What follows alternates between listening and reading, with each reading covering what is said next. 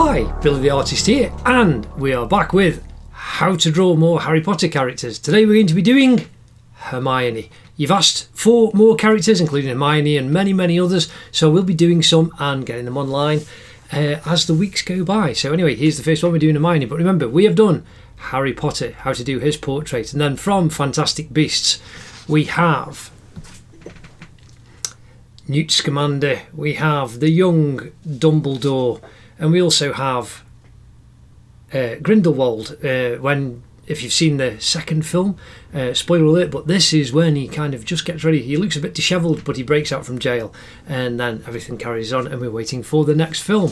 So anyway, they're all done. But I do these videos so that you can improve your drawing. But these quick, I did these for fun. Time lapses are up online. This is Courtney Hadwin, who was on America's Got Talent, and she got through to the finals, and she's pursuing her singing career. And then this is from Strictly Come Dancing. This is Joe Sugg and Diane Buswell, his partner, and they got to the final again of Strictly, and they've just finished the tour. But again, these check out the time lapses and the painting and drawing time lapses. Links are in the cards and descriptions for all the how to draw, and you can have a go at those yourself too. But remember, there are lots and lots and lots of how to draw videos. So here we have The Incredibles, Mr. and Mrs. Again, this is using cheap felt tips and pencil crayons that you can just have a go at rather than the very expensive ones. And we've got Violet, we've got Dash, we've got Baby Jack, and there's just a pencil one of Edna Mode, as well as Frozone and Mrs. Incredible with Baby Jack as well. Again, all these videos are on the How to Draw playlist, and there's lots more of lots of different characters, so go and check them out. But here we have the paper, and as you can see, it's gridded up, and you can do these grids lighter to get yourself going. I have the trusty 2B pencil, and we are going to crack in. But again, you use these. This is a bit more complex. It's not absolute beginner stuff. So we're going to use these grid lines to help us place the marks, little reference marks. So you're doing like a dot to dot, and then you're using the shapes. But you can see here that Hermione, Emma Watson, has a parting in her hair, and the top of her head kind of comes right up there, and hair comes down the side. And you use these reference points to help you build markers and shapes to put your portrait down. So her hair comes down here, and we've got her left ear. Oh, and please do like and subscribe. Again, I will be doing more. You asked for Harry Potter characters, so I'm going to be doing quite a few of them this year, in and amongst my main drawing and painting stuff, which is mainly of motorcycles, which I do for fine art prints. But again, this left ear, there's a kind of little rectangle shape that's going down there, and then we can bring her hair from here is going out. So again, you're using the lines, and you can see where the hair intersects the vertical line. Now remember, I have divided it into a quarter, did that on a lot of other videos, but then I've put these other ones in, so each quarter is divided into 4 again. And you can do as many lines as you want, but this is just to be quick. And again, these are quick portraits. The things like the Joe Sugg one and all the other full portraits, they are like a day's work or 2 days work, sometimes maybe a bit longer. So you can see on this side, her hair is going to come down halfway, so through that line, and again halfway through this line over here, and you can see it's just a big triangle. The shape of her hair is here, so we can obviously pull that down, and then hair goes out. Now I will do Hermione in year 1, but I thought most people kind of know her like this image from further on in the film series as she gets older. And I will do different ages of the different characters too, just to be a little bit more different to show you the growing characters. So again, I am putting marks down, and this kind of hair curl goes right to the edge and just under halfway, and you've got a kind of S shape here, and that's going down. Now again, I am using these lines as reference points, and that's how you build it up. So when you kind of see artists holding a pencil or the thumb up or something, that's what they're doing. They're trying to make a reference point for where they will put the mark on the paper. So putting these guidelines down helps first. And so we've now got this hair that's kind of falling down here, and again I'm just indicating these shapes, and we've got a curl of hair that's coming down to just under halfway on that line, and it goes across, and that's over a shoulder top. And we can build up a little bit of detail, but this is going to be quick, and we'll use the side of the pencil to fill that in later. But we're just trying to get the outline down using a lot of reference points, using these grids. Now, because you're doing a portrait, it's a little bit more complex than just putting shapes down, but you've got this collar here, which is a very nice simple triangle. So you can see how that shape will go there, and that's a triangle. And then you've got the knot in a tie that kind of comes over just before halfway. And this is more like a parallelogram. You know, you could do a box, but it's a triangle with the bottom chopped off. So if we draw a triangle, you can see all the way down there, and then the knot where it's tied is a little bit higher than half. We need to pull that in, so you've got that bit there, and that's using that shape to just pull it down. Now it's a V-neck, so you can think very simply that you've got a giant V on a V-neck jumper, and on this side it just inside the line, you know, kind of just over from kind of 3/4, and there you've got a V making that big triangle shape there. So now we'll do the collar on this side, and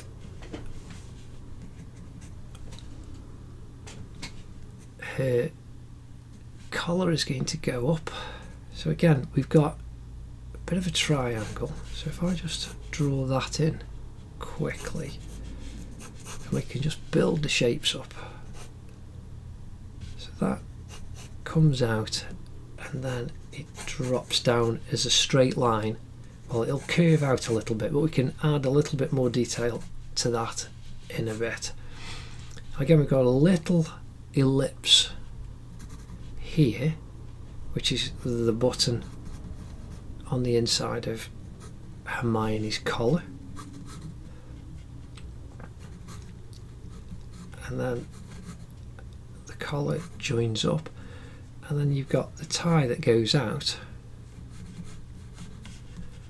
Again, the same, we've got a rectangle that goes up to this collar and just underneath that line, and that's the tie going up there. And then we need the inside fold of the collar going up to what will be a chin, and you've got all of the space here where Hermione's face will come. Now there's no like, we've got the hard lines of the collar. The centre of her face is very soft. There's no hard line on Hermione's nose, so we will have to be very, very careful. But again, it's all just down to where you place the points, your little reference markers. So now we will bring this hair, you can see we've got a strand of hair coming down and going off to the side. Again, just kind of sketch in the direction of the hair. Over the top of her ear, you've got one that comes down and then flows over,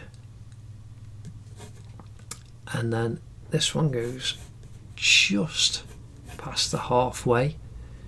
Now you can start, I've done this to get the outside shape in very quickly, but you can start anyway. You can start with the eyes. If you notice on my time-lapse drawings, I tend to start, I get the outline down and then build up from the eyes, so as you've got something to lock onto and look at. But this is the thing, you just become comfortable drawing in your own way and style, and you take each drawing as it comes. There's no set formula or guide. You just make the marks appropriate to the drawing that you're doing at that time. And I have this when people ask me where do I start on, say, a motorcycle or anything like that, and it just depends. But realistically, it doesn't matter where you start. You just start with reference points and you build it up. So now we've got this shape here for Hermione's face. So you've got really a shape is like, you can see already that the collar and her hair is creating this egg shape, and that's a bit simplistic because the jawline is not perfectly elliptical or curved. There's little movements on it. And so what we can do is start with the nose and the mouth, and then you've got the jaw down here. So I'm going to put the mouth, a couple of little marks there, and the mouth is just above the centre line. So I'm just put some little reference marks, and the nose, again, we don't have very, very dark shadows or crisp lines. Excuse me, oh, a bit of a tickle on my throat. On the nose and the shadows to give really crisp lines for us to draw and hold on to. So the side of Hermione's nose is there. I have got a real tickle on my throat. That feels very strange. Again, it's kind of spring. So you've got the kind of halfway line there, and the nostril on this side is, the side of a nose is just in there. And then again, we want the underneath of Hermione's nose to come down, and we'll just put gentle shading in. Now her eye, if we put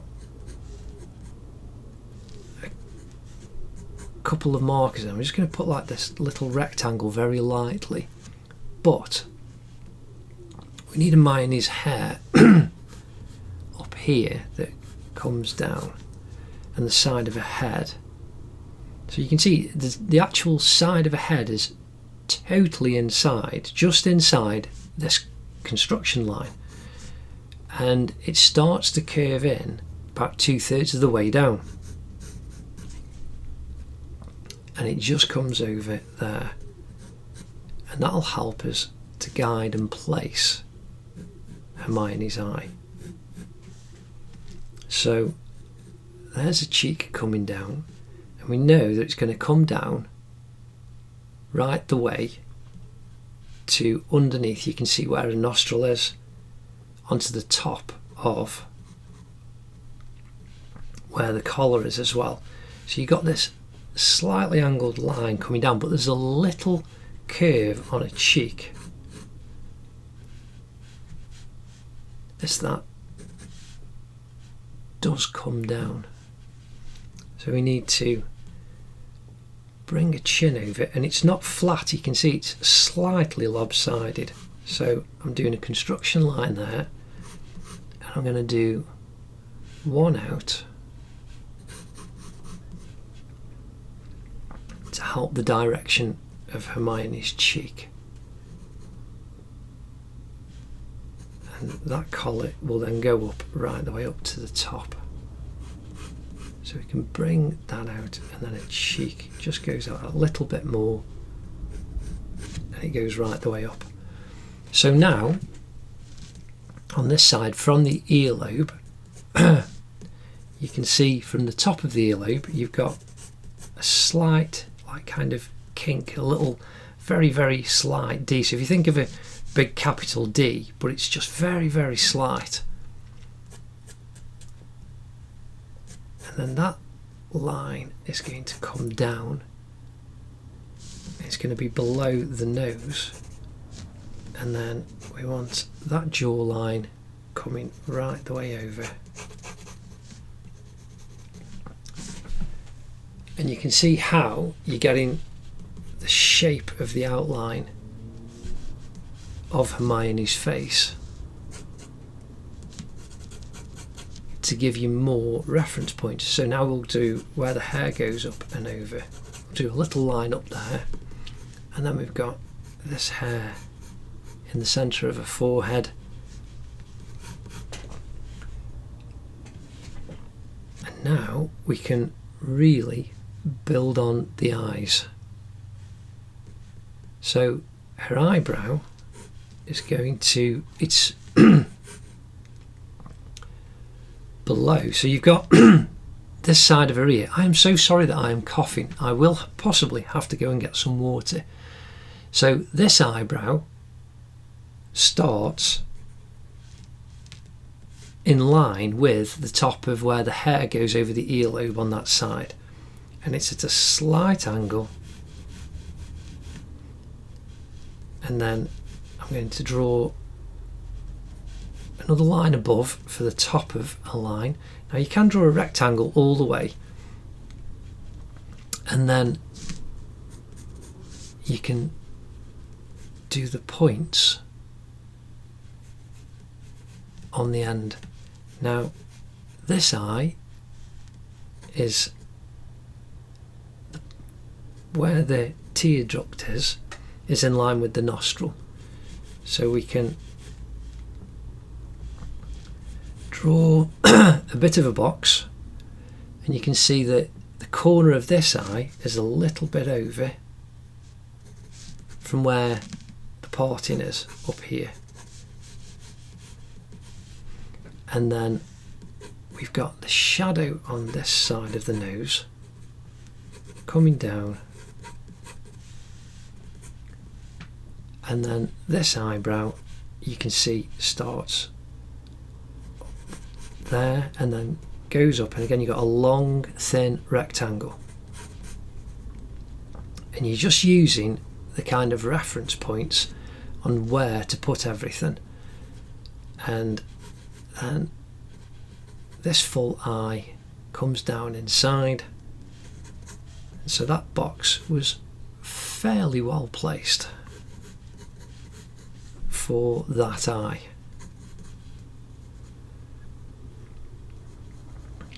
Now I'm just going to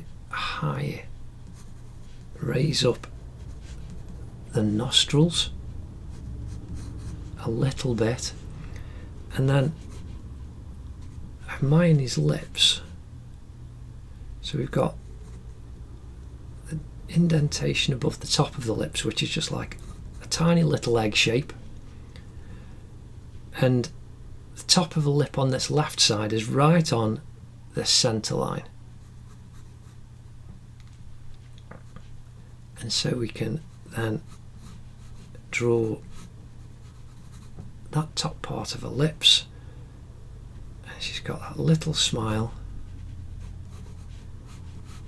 and it's just like a wide U going all the way round. Now on this side the lips just come past the side of the nostril,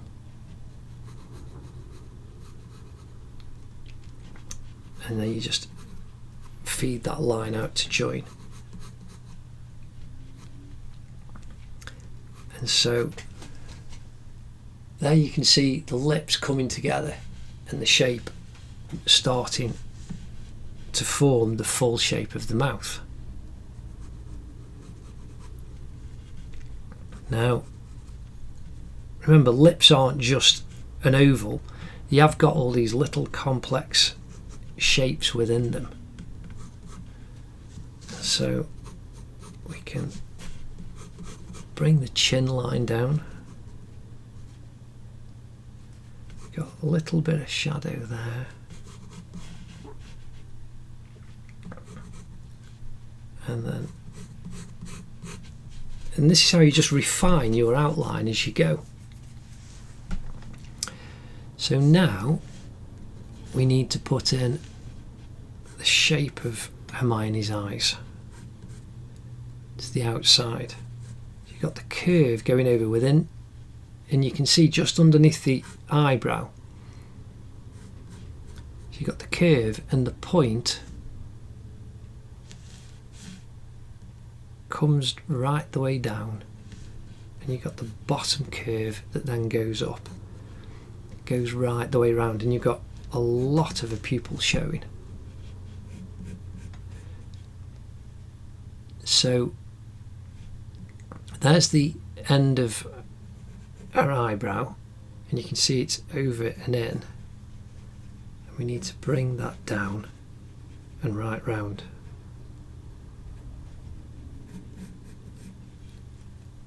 And then we can draw that curve up. So again, you've got this kind of ellipse shape, and then you've got the tear duct in the corner, and then we want all of Hermione's eyes, but you've got the inside of the eyelid coming down, and her eyelashes will come off this bottom line. And so now we can put the circle of Hermione's eye actually in.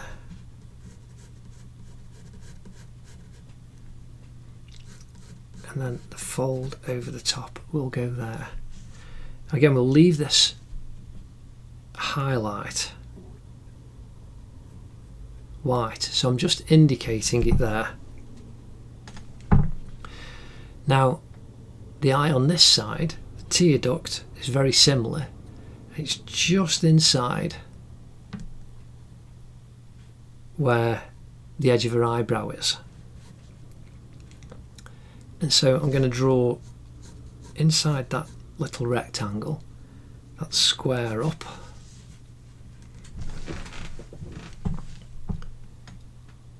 And the eye is a little bit lower than, the left eye is a little bit lower than the right eye. And then we can go flat across the top. And then the eye, the edge of her eye and her eyelash matches where her parting is. So we've then got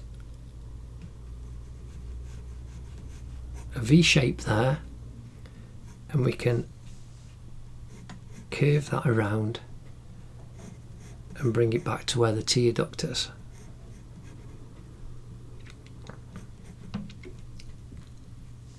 And then we've got the inside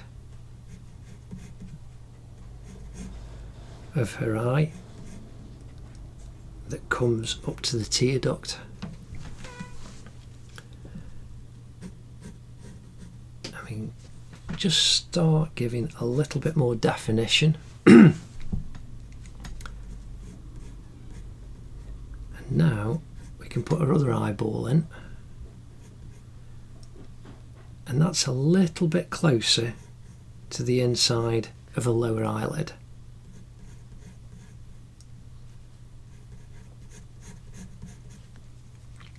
Whereas you can see that one, there's a bit more of a gap. And this is because our faces are not perfect mirror images. So there, I've just put a little rectangle in, which will be the highlight.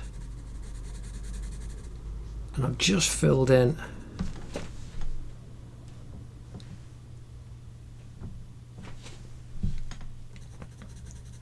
Hermione's eye a little bit.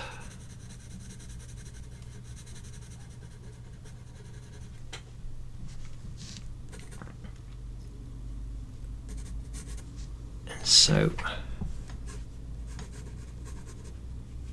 we can now just indicate some darker tones. I'm using the side of the pencil to fill in a bit of the eyebrow, and the same on her right eyebrow over her eye.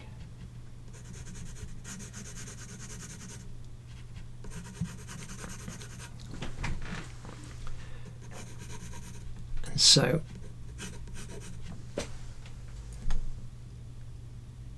here we're starting to have the basic shapes building up and developing Hermione's face, and so we can just really start to build up the details and the lines just to connect everything together.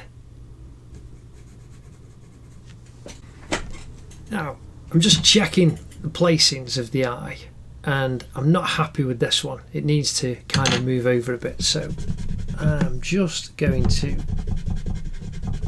remove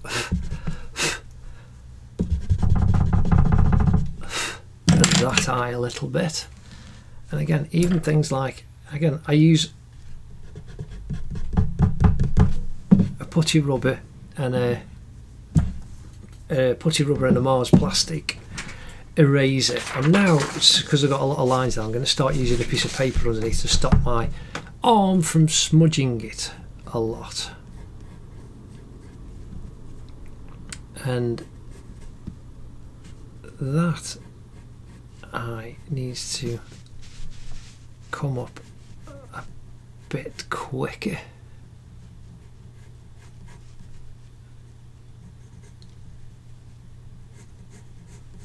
And we can push the eyeball over a little bit. But so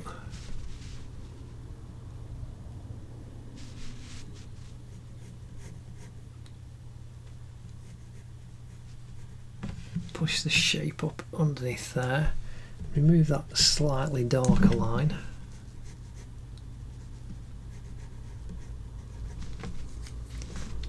and then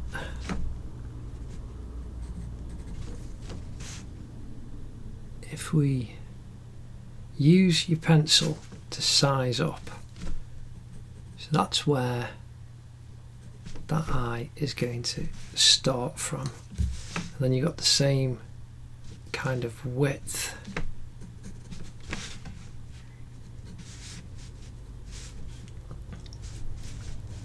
We can put that box in again.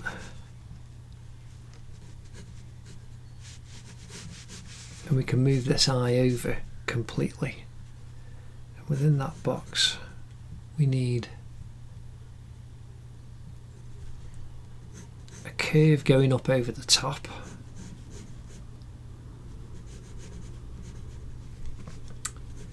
And then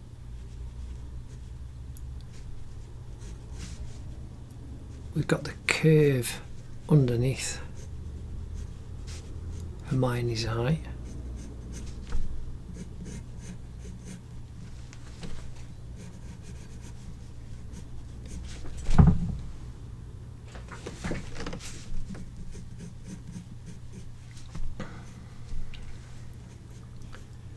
And then we can put the pupil in.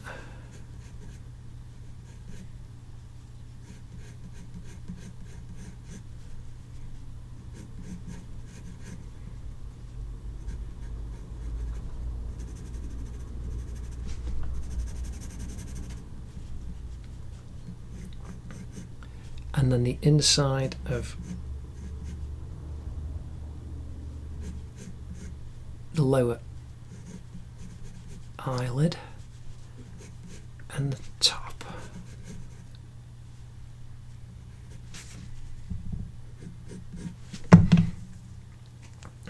So I'm just going to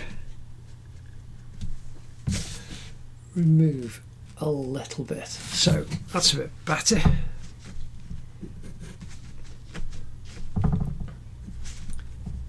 And it is just a case of working on your reference points and moving things around. And even in Old Masters, when they've x-rayed them, they've seen how they've moved lines, jaw lines, all kinds of arm and leg and foot positions when they've x-rayed some Old Masters paintings to see what they've done and how they've developed some of their paintings over a long period of time. So that's quite good, just as a simple outline. We're now going to finish off the tie. So from the side we've got these shapes, but then we've got these lines coming across. So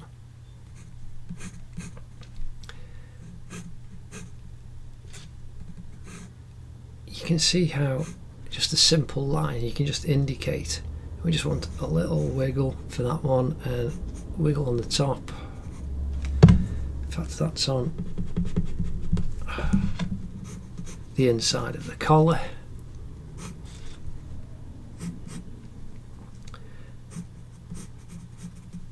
And you've got a line on that side and then a little rectangle for that line that comes down there. Again, you've got diagonal little rectangle and then the smaller line above it, and then this one is a little bit of a wiggle. And we got the V that was making that giant shape coming down there, so we can track that down, and then the last one is down inside and a little bit up inside the jumper. Again, if we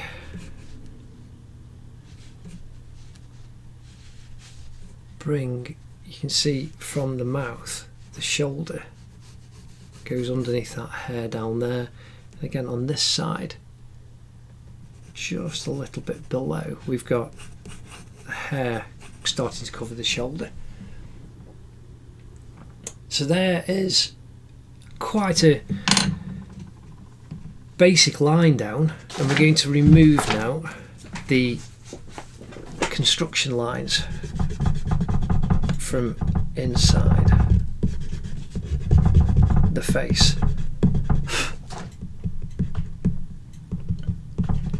And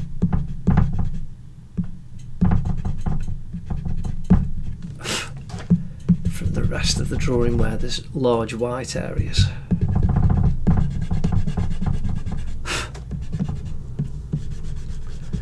And inside the hair there.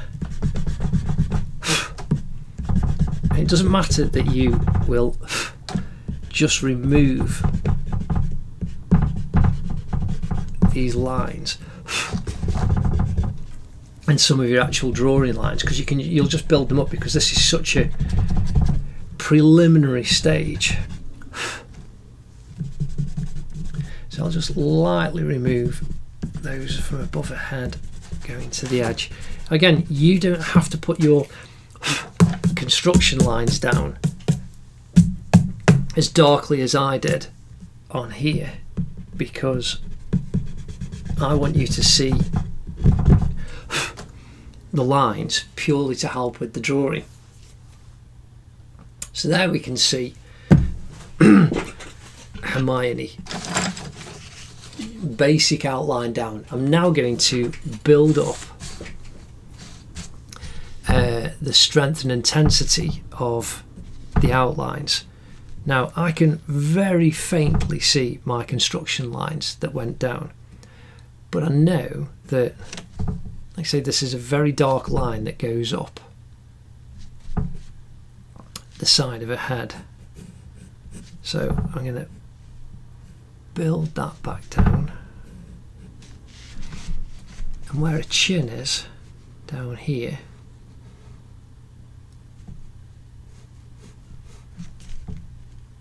you say it's angled, it's not perfectly flat.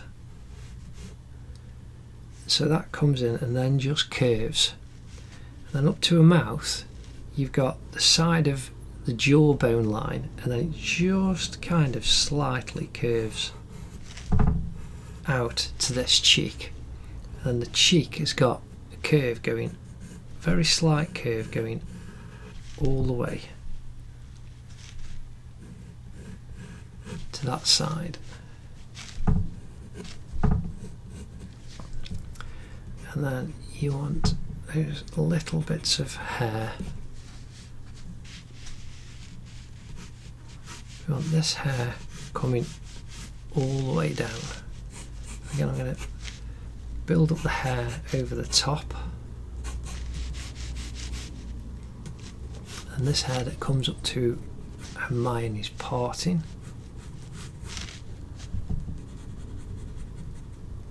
And that parting, then you've got that shape of hair, and you've got the shadow here.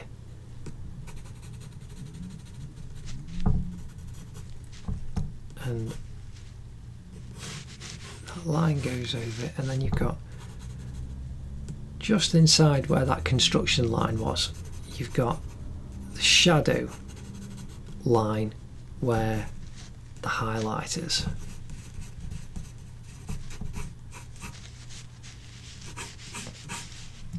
Again, when you do hair, remember, draw in the direction. Now she's got a hair clip in here. And so that's a nice little line giving you a solid point of reference. And then right on that construction line, we've got the hair that comes down. And remember, it's just like waves that come down and develop. So there you can see we're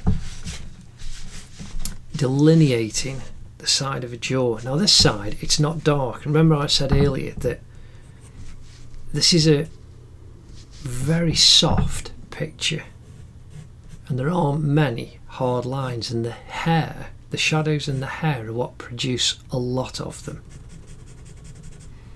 This is quite a tricky little picture in that regard. It's just about getting your shapes right to build down. Now, coming down here, we've missed off the construction line of her neck. And you can see how we've got the edge of Hermione's left eyebrow, and coming straight down is where the neckline would be, inside this kind of small kink here on a cheekbone, at the back of a jaw coming up to a cheek, the bottom of a cheek. And then we can draw that line down to where her chin is. Just redraw the line of the bottom of Hermione's lip.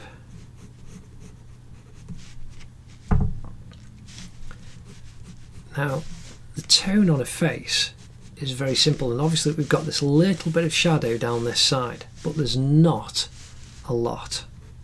Again, you can slightly accentuate. So I'm just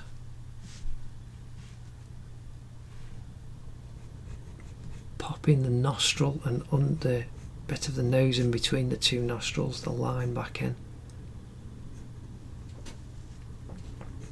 so that we can actually see them. Again, remember, your putty rubber is as much a drawing tool as your pencil is.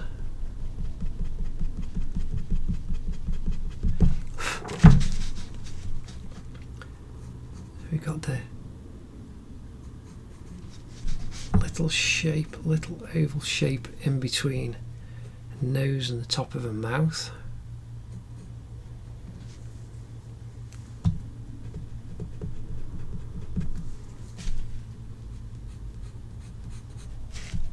and then the shadow on the side of a nose.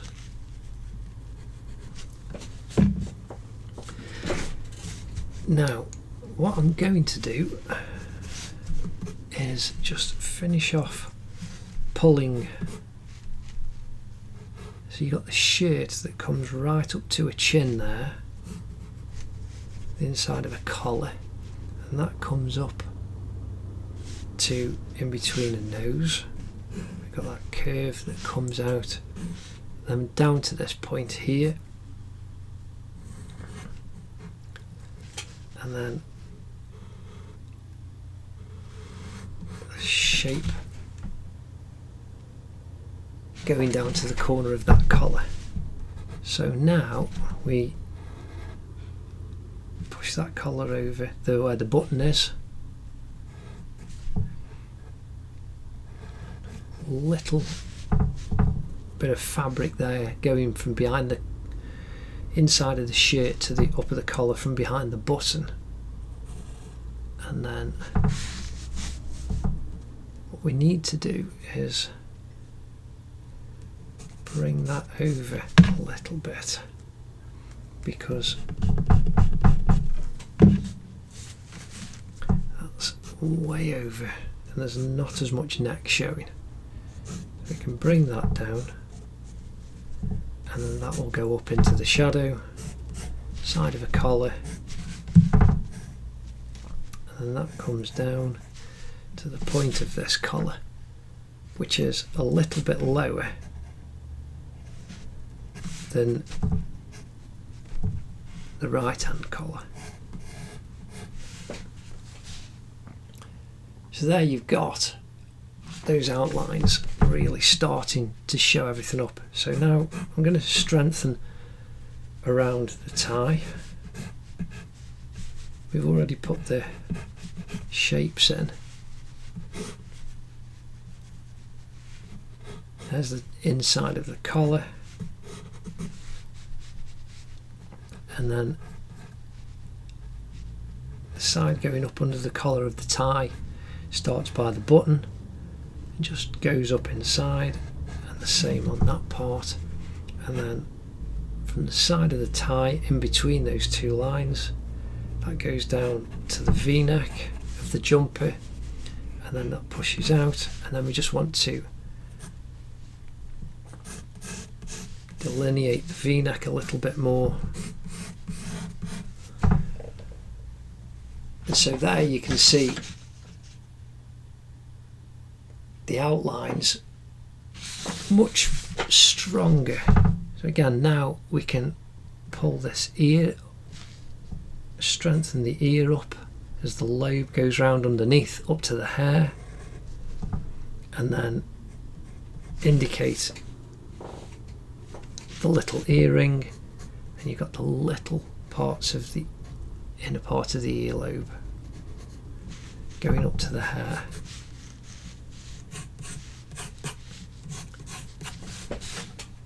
So now we've got a much stronger outline for our drawing of Hermione. I'm just strengthening all the way down a hair on either side.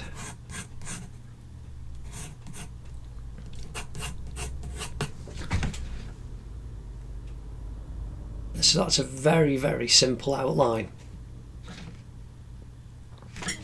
So now we need to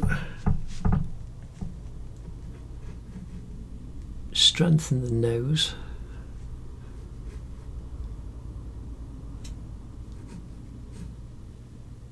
So we've got the side of that nostril that comes up, and you can see it's because the eyes moved over, we've had to just bunch that over a little bit, where the side of a right nostril goes and matches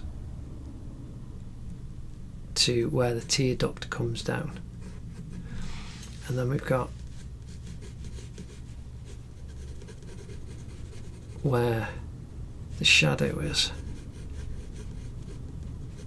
caused by the side of a nose coming underneath.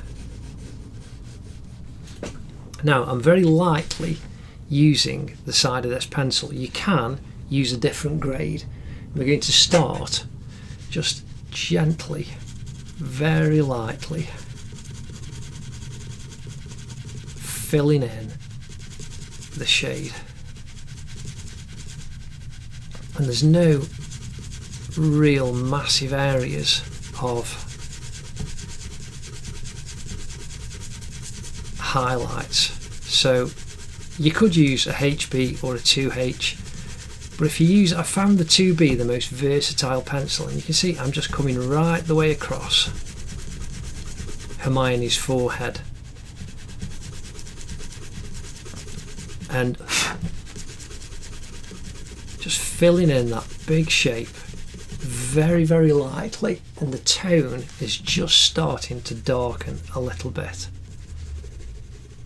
Again, any of the highlights we can pull out using a putty rubber.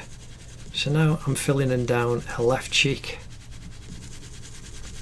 and this is just putting a tone all the way across the drawing completely.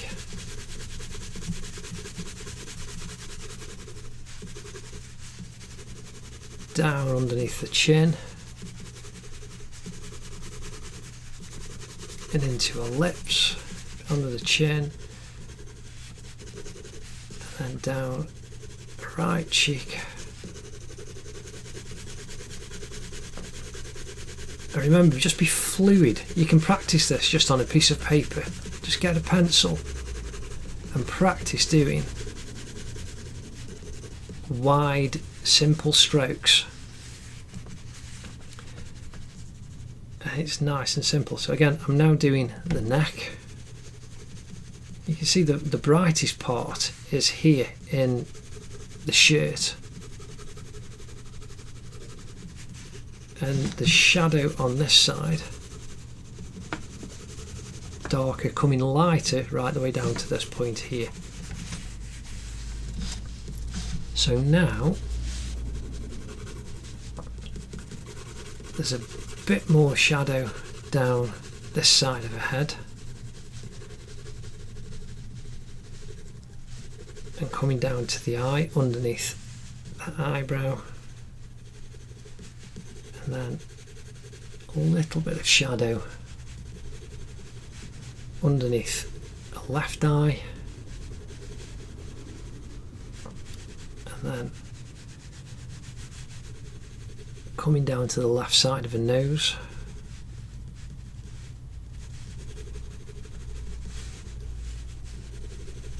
And again, you're blocking in shapes. Now down this left side of the cheek, it's a little bit darker.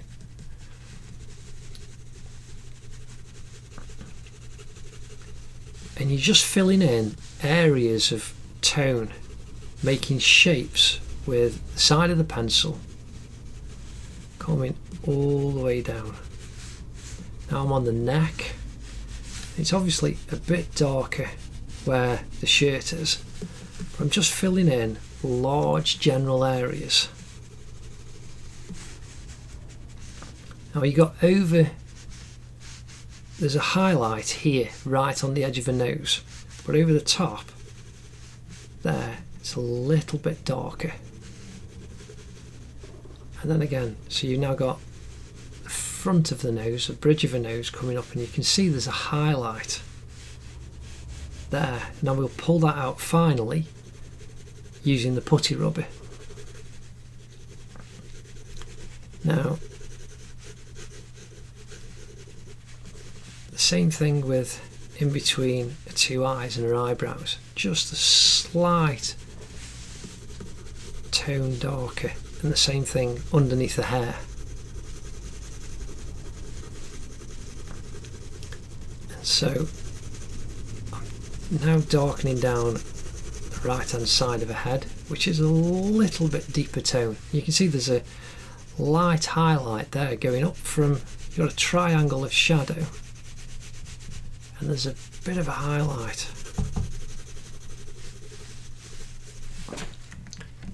And this is quick, so you can build this tone up really, really quickly.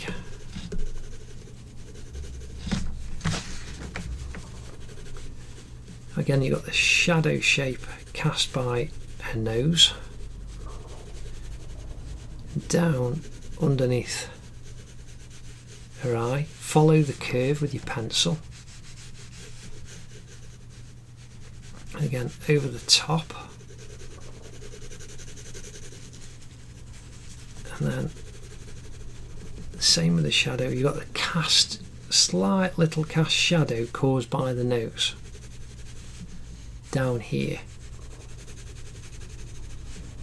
and down the side of a cheek and a chin, because the light's coming in from this direction.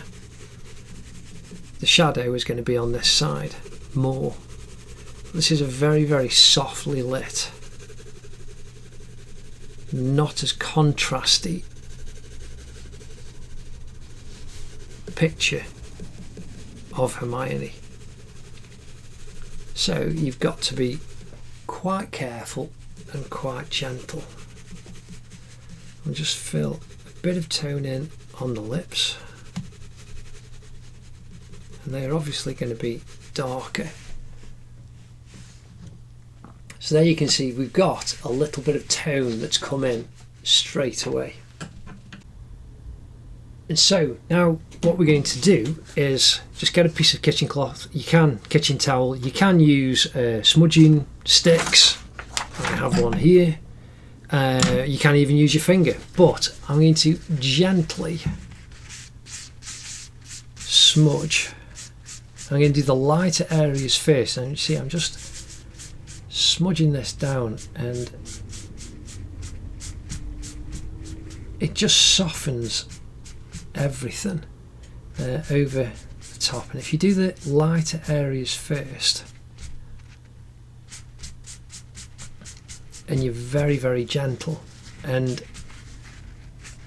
that way it's easier to add dark, as I've explained in lots of other tutorials. Now I've just smudged the ear, and again we'll pull the highlights up using the putty rubber. I'm smudging down the side of the neck, again underneath the mouth, and you can use this because once it started to get a little bit dirty. Underneath the bottom lip there's a little bit of a shadow, and again down the side of her jaw. So underneath the bottom lip there's a bit of a shadow coming round right underneath the chin. And you can push the pencil around just using this as a drawing tool. And you can see the tones really starting to come together and be very, very soft, because this is a very, very soft, softly lit picture of Hermione. Again, I'm going to darken up there. Now underneath you've got that hairline, and then the shadow down this side is a lot darker. And I'm using all the same point, and the kitchen towel is just getting darker, but it allows me to smudge more and more. Now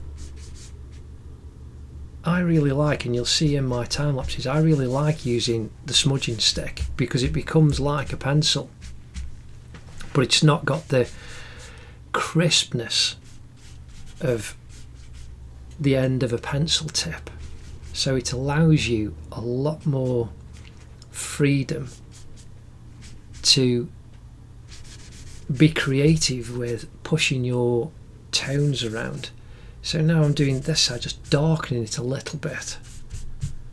Just keep looking at the image, looking where the tones need to be, and just dabbing and stroking carefully, smudging, smoothing a little bit at a time, because it's easier to add than it is to take away, especially with darks. And because a face is so light, and it'll be the hair that frames it. That's why you need to be careful. But again, the smudging's done you a favour already, because it's darkened down and you've caught the whites of her eyes in her eyeball, and it's made them not so stark, which it is, because they're curved. They will have different tones. They won't be all pure white. And again, we can build up on that in a moment. So now I'm just twisting the paper so I've got a bit more of a point, and I will use the smudging stick if I need to, but I'm going to use the kitchen towel as much as I possibly can, because this is, I mean, you can get smudging sticks in all art shops, but this is what I used to use as I was learning as a teenager many years ago, and so this allows you to pick up the pencil and be creative with this. But again, you fold this tighter, and it means you can then push the pencil around. So now we can see we've got a bit more tone to add across the nose, and then down from the eyebrows, and that'll be a lot darker down this part here.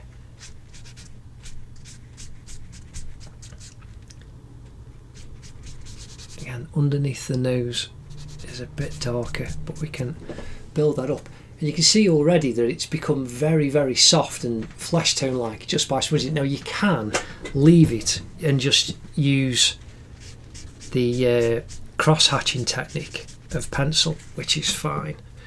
Now I'm going to very quickly indicate, so you can see I've left the highlight. I'm just dabbing, and now you can see the bridge of her nose, it's just pulled it up quickly. So again, right at the very end of her nose, and that central part above her lips, then coming down, and then we want to pull a little bit out going up to the tear duct.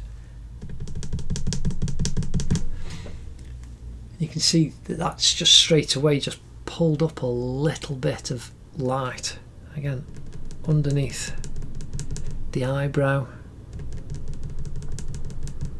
Again, I'm very gently just, you can hear it dabbing and tapping, and it just pulls off. So you got that little bit of shadow line going up. Again,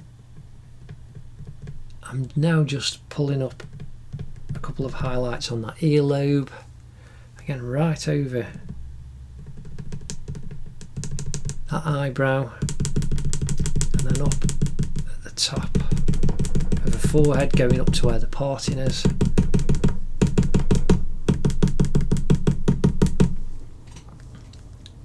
Now again on this side, underneath this tear duct, and then underneath the edge of that eyebrow, over the top of the eyebrow, and then you've got that little line going up.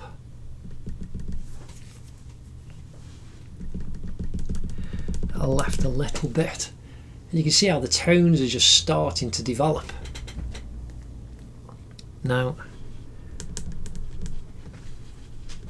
over this right cheek, down the side of the nose,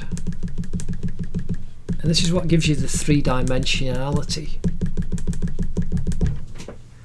of a face, just adding these little highlights. And again, we can increase, but I'm just doing this to indicate the edge of the mouth, so that when we add the other tones in a moment and we start to add more details,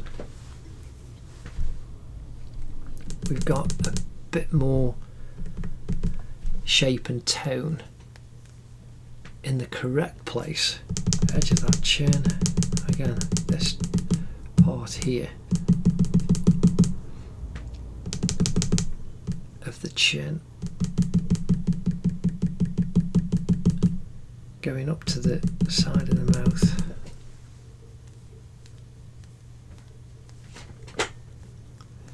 and then the lips.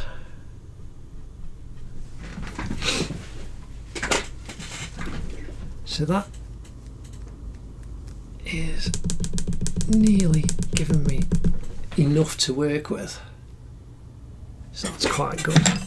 So now use the paper to not smudge the drawing, because now there's a lot of and if you don't, the underneath of your hand becomes very dirty. And so now we're going to add some darker details. So we've got over the top of the left eye, and then the eyelashes coming down, and that's nice thick black, going down into her eyeball. Again, this is really dark, so I've left that highlight in her eye alone, and that's pure paper. And when I've done this, now underneath her pupil and her eye, you've got her iris. Her iris is a little bit lighter,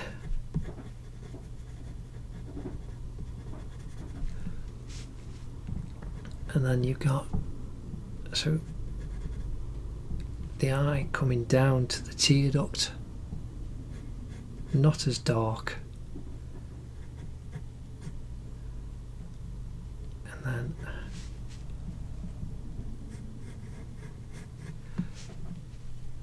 the inside of the underneath of the bottom eyelid to the edge, and then you want the fold over the top that kind of comes out, joins over, and you can see how the lines, so her eyelashes go out and join up. Now I keep spinning the pencil just to keep the sharpness. I'm just going to sharpen it now because I've done all of that work without sharpening. Now I use a mechanical sharpener. You can get battery operated ones, or you can just use a simple pencil sharpener. And so that gives me a little bit more detail. And so down underneath, just sharpens the pencil that a little bit more. Now I'm drawing her eyelashes out, kind of following the direction of the eyelashes.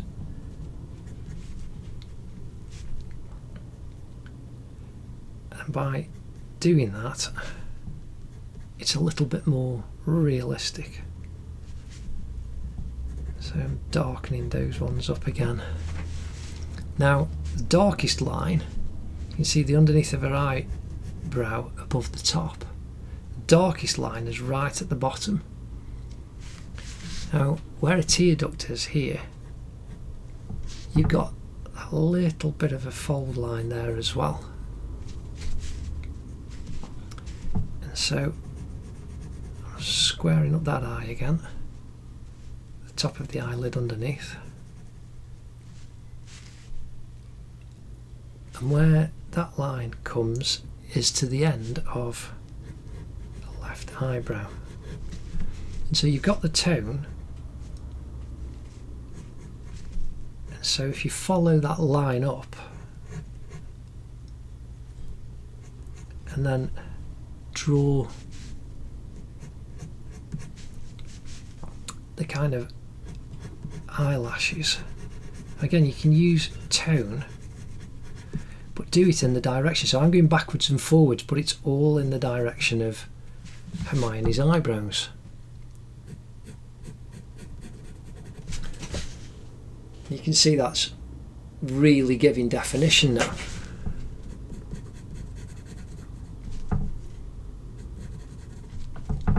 So bring that up, so you've got a point here.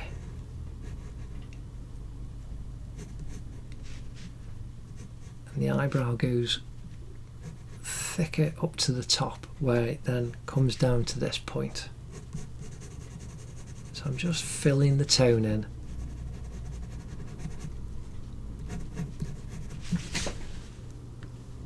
And making that eyebrow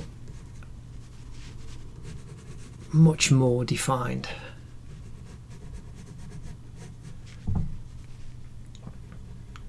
And so you can see you've got that line going up there, and then it kind of curves up and goes to that point and then drops back over.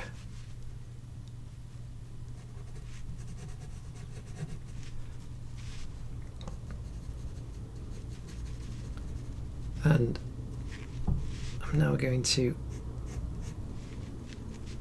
accentuate the fold over the top of her eyelid. And you've got obviously highlight in there, so I've just pulled that out using a putty rubber.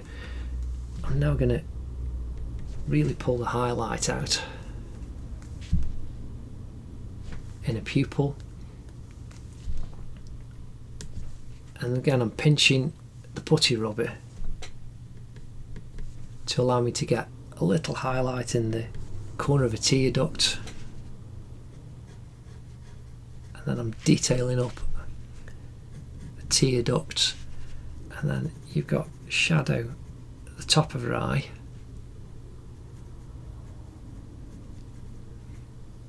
coming down to the side of that eyeball, and then the same on this side.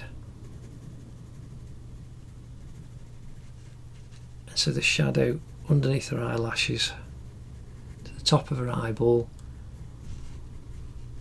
just very, very slightly darker, and that gives you the three-dimensionality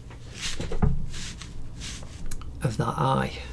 Again, we've got more detail that we can pull up, but we will do her right eye now, and then we can just work more on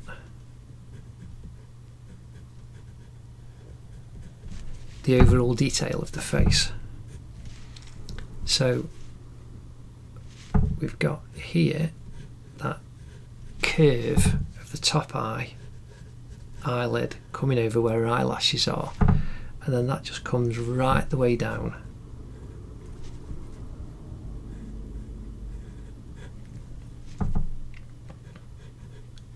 to a tear duct in the corner, and that's quite dark, and we need to darken the outer line of the pupil and the iris. So I'm really pressing on hard to darken that down, and then the iris at the bottom I don't press on quite as dark,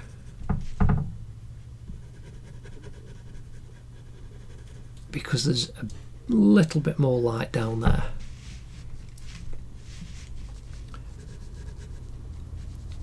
But the eyebrow eyelashes on the top, of a top lid, you got quite thick, and then you've got the fold above. So the fold line above follows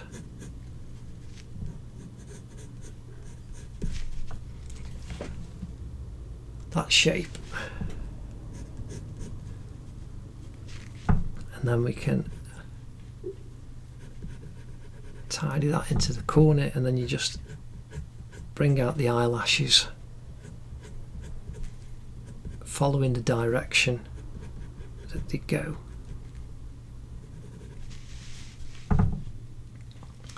Again, the inside of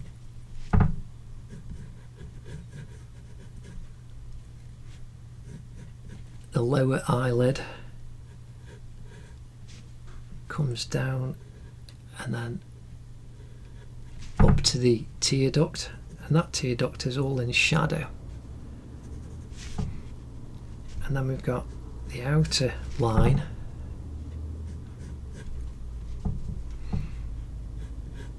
and that comes all the way down, and then we've got our eyelashes coming off there. So again, the top one is darker, so you can accentuate that and thicken that up a bit.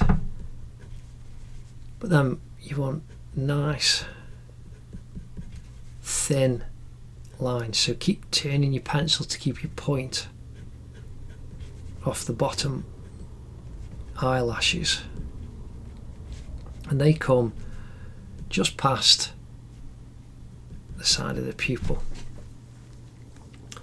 So now I'm going to just pull that highlight up.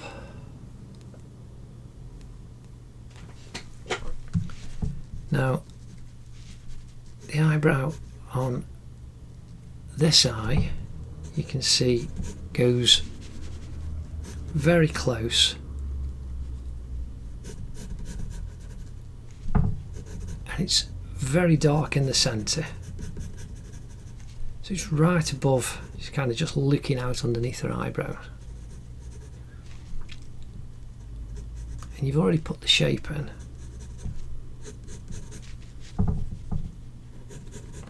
So I'm doing the lines going in the direction of her eyebrow,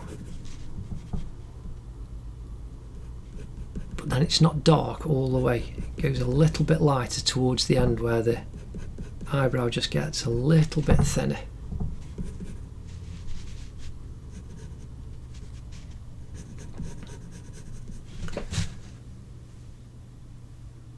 And so there we've got an eye in his eyes coming together quite nicely. Now you can see the eyeball, it's quite dark.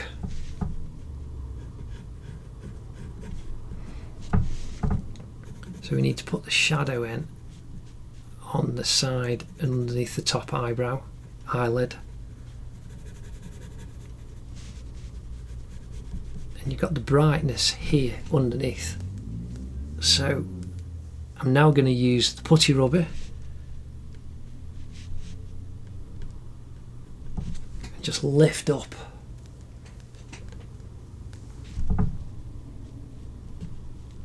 the whiteness of the eyes.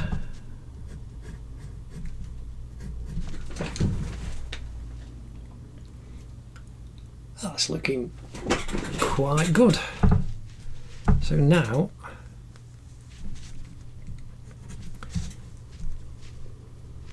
what we need to do is connect a nose and a mouth now in detail.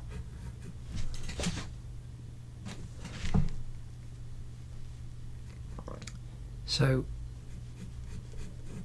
if you think of that as like a D, you can see where you've got that shadow, so the bottom part of a D, it's more like a little, like the bottom part of it, it's more like a kind of paisley or a paisley kind of curve. And we need that line, so the very dark line of the side of a nostril is a bit like a stretched out C, and then we've got a bit of shadow coming out under, and then so it's not straight, so you can see you've just got a curve of the shadow going up, and the shadow just follows the curve, so just follow the side of that fold above her upper eye lid and just follow the curve round to join up with the top of that nostril there, and that's how you can increase the intensity of that shadow. Now again, I'm just using simple cross hatching, and you've got an oval shape of the shadow coming down to a cheek a little bit, and just build it up gradually. You can either pencil just going backwards and forwards, and just, if you need to, just practice. Just get a sheet of paper at night and practice just crosshatch shading, making tones. That's what I did, and it allowed me to develop so that when you come to do it on a drawing like this, your hand and your eyes are already working in tandem to produce tonal values onto your paper. So now we've got that nostril coming up underneath, and we've got the shadow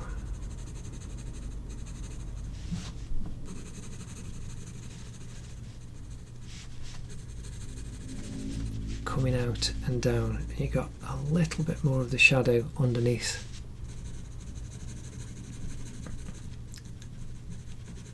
her right eye, a little bit underneath there, and it just gets a little bit darker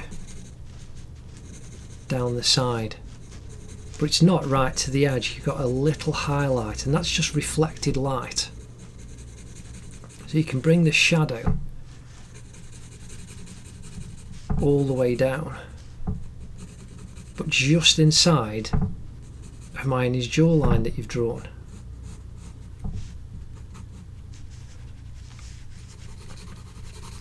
And that way, again, you're getting more tonal shape.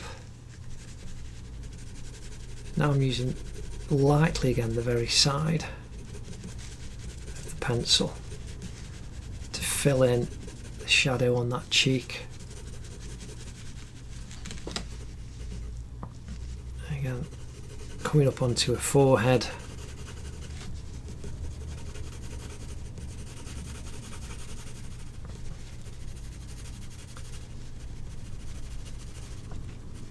And that's looking quite good.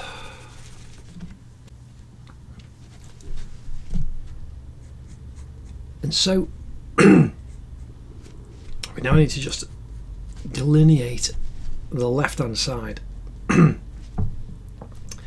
Still got that frog in the throat. I do have some water though now, which is good. That has helped. But we need to delineate the side of Hermione's left nostril and the left side of her nose. Again, you can just see just a little bit of extra shadow to build that up, and then bring that shadow down underneath the nose. We're going to increase the tone just across the tip of her nose, and then there's a good bit of shadow down this left eye. Now again, we'll smooth all this lot out, and I will use the smudging tool. So a smudging stick, I do recommend that you get some, and you can get them from most art stalls. Just that you've got more control with it. The shadow underneath this eye socket, going up to the eyebrow, and again just coming down the side of the left cheek, and you just dance around the picture as you are building up the shadows. So again, you've got the shadow coming down the side of the nose,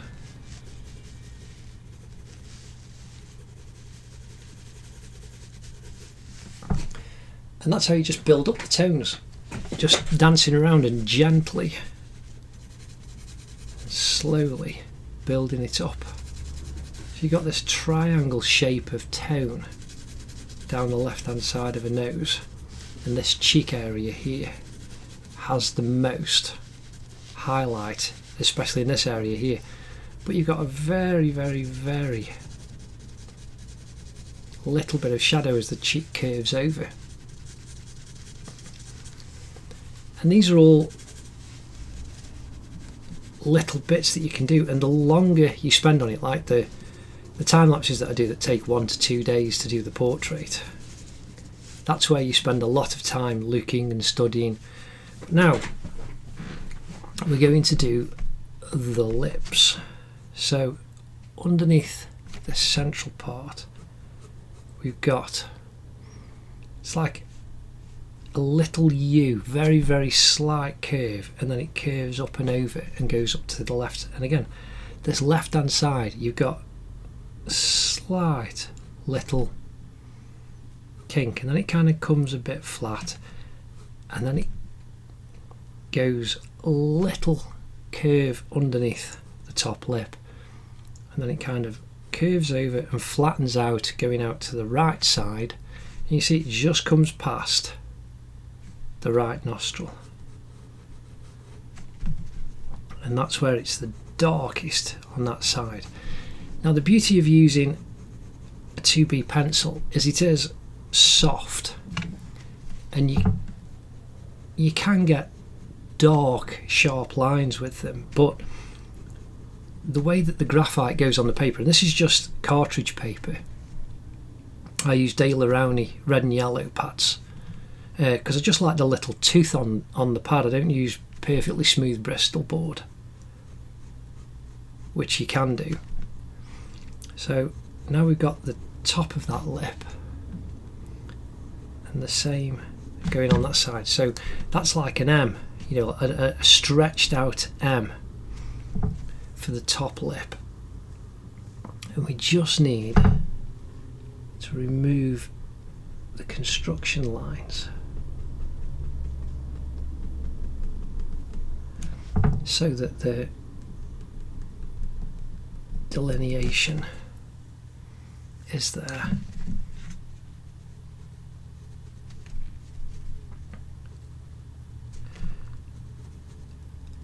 And then that goes down and joins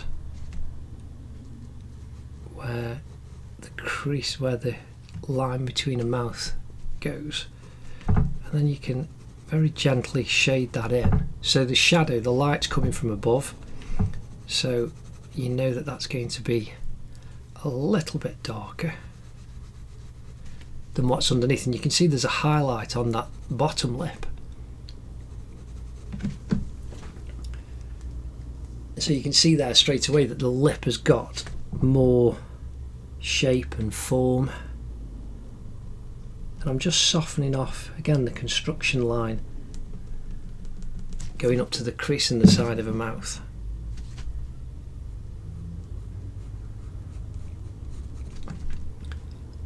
And then on this side you've got a little bit of a darker shadow underneath, and then you've got a very light shadow in the crease in between the top lip and the centre of the nose.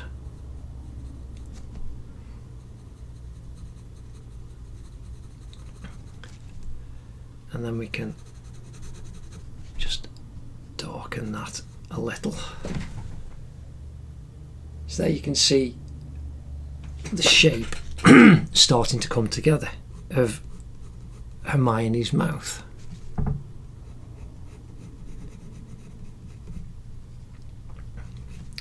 And so the bottom lip, we've got the shape like this big curved U underneath.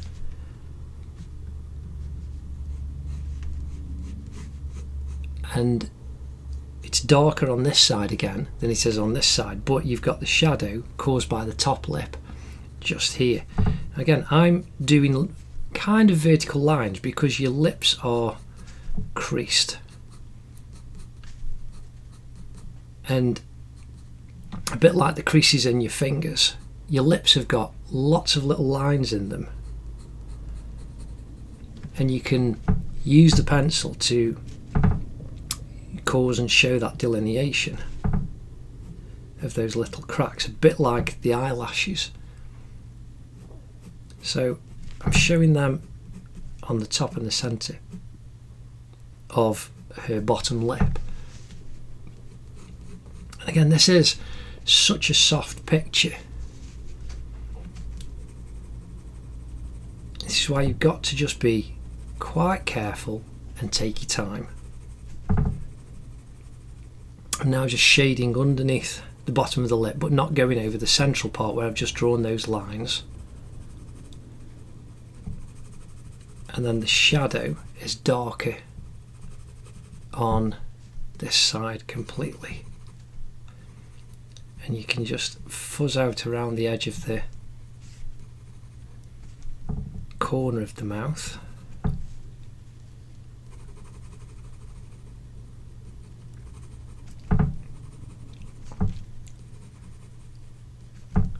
And so that's better. So you've got slightly lighter on this side going right the way across. Again, I'm going to use the putty rubber. I've pulled it to a point.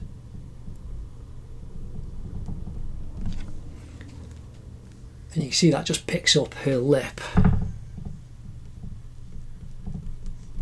quite well. And I've just pulled out a lot more of the highlights. And I'm now just going back over those creases, the same as we did for the highlights in Hermione's eyes.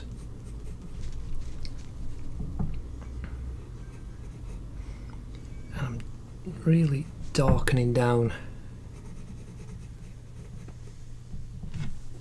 where the two lips join. And now I'm going to lighten up, because you've got a little bit of reflected light, that top lip.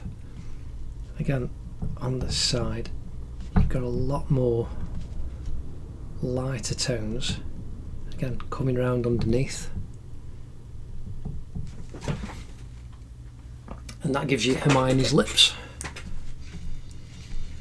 Looking very nice and soft and supple. And that's the thing with skin, it's supposed to be soft and supple, even an aged person. So when we get to do Hagrid or the older Dumbledore and some of the other older characters, even though they've got lots of crease lines, the skin should still look soft. It isn't the preserve of babies and ladies. You know, skin, even if it's weathered and aged, is still needs to be soft in how it comes across, and not hard and metallic or like plastic.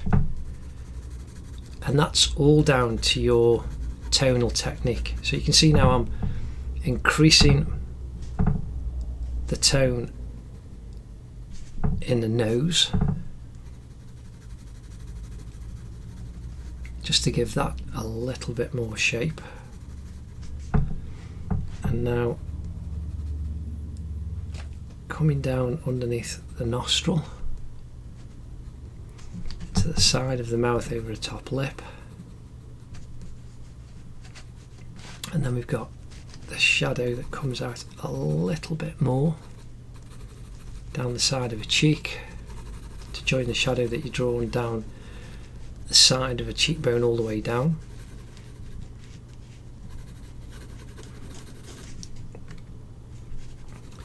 And now we can increase the shadow underneath the bottom lip, just a little bit across there, and then down the right side of her chin, right to the edge, and then just lightly coming underneath. Now we can increase the shadow underneath the neck, and this can be a bit quicker now, and inside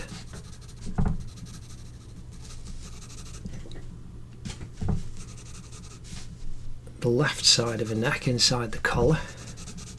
And that's going to be a lot darker as that goes up and joins the shadow that's cast up from where the collar goes around the back of the neck.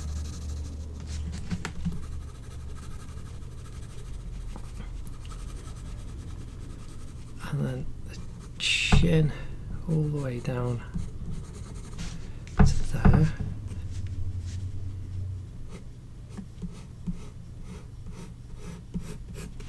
Side of the chin, and that's how you start really building up, and you can see how the shape of a face is now really coming together. So now what I'm going to do is get the 4B pencil, and we're going to block in large areas. I'm using this because it's softer, of Hermione's hair. Now again, I'm brushing like you would hair. Remember, 4B, 6B, 8B, the more higher the number, the softer the actual pencil. So it will go down very quick, but you get darker tones. So like 2H, 4H, they get harder, and the lighter tones you actually get. And again, using the side of the pencil, you can fill in large areas very quickly. So, but again, I'm drawing these lines in the direction of where Hermione's hair is flowing, as if you were brushing it. So you got the darker shadows inside, going inside that fold of hair, going towards her parting, and again that dark of the piece that comes over the front and the top of her head, and again you've got this mid shadow right across the top, and then you've got the stark highlight here that's creating all these two lights. So the two highlights on either side of her head are creating this very soft tone. If there wasn't a highlight on this side, all of the side of her face would be much darker. And this is just to do with the way that the direction of light comes. And that's what you need to think about. So I'm brushing in these larger tonal areas quickly. And so right down the side of Hermione's head, all of that is going to be in shadow, really dark shadow, but we want this softer tone here coming out to the side, and then the hair coming down.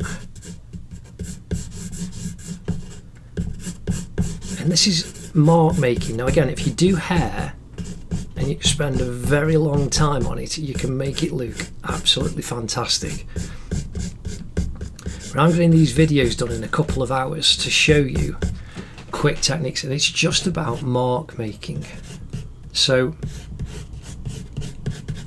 get used to enjoying and making different marks with your pencil to give an impression of what is there, whether it's hair or not. So you can see straight away she's starting to get a lot more form, and the face is starting to lift out as we put more of Hermione's hair in. So just need to sharpen. As I say, the softer pencils wear down much quicker, and so only having one each of these, I will be sharpening quite a bit as we go along. So we've got the hair coming down, so that's lighter, so I'm not pressing on as hard. That's that hair that goes there.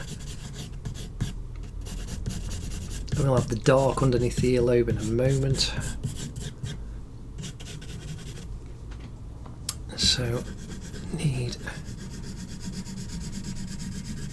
more lines for the hair going in that direction, then that comes down, and we've got a little shape there, and so Hermione's hair comes down there. Now again, I'm now going to use the kitchen roll, and I'm just going to push and smudge in the same direction that the hair's flowing. And again, you can use this as a drawing tool, and over the top of Hermione's hair. That goes up at the back. That goes down at the back. Leave as much of the white as you can exposed, and then these bits go out to the side and come down over what will be the top of her right shoulder. And take a putty rubber or whatever rubber you're using, and you can just pull out. So there's no major highlights, so there's no danger of, in these darker areas, wanting to get right back to the bare paper. But you can just indicate the direction of the hair as well, because there are still highlights and different tones in there. And because it's a soft pencil, you need to keep kneading, because your putty rubber will pick up lots of the pencil very, very quickly, and you'll end up just smudging pencil around. So you can see at the top where it's lighter, you can pull that out quite quickly. Again, I'm doing this just to indicate shapes, because when we put the dark in a second, it'll really frame Hermione's face. So again, I'm now using the paper to not smudge my hand and get the underneath of my hand very dirty. I'm just going to fill in this area quickly.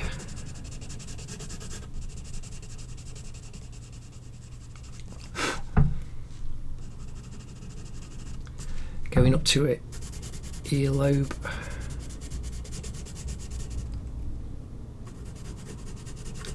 So where you had the construction line really helps.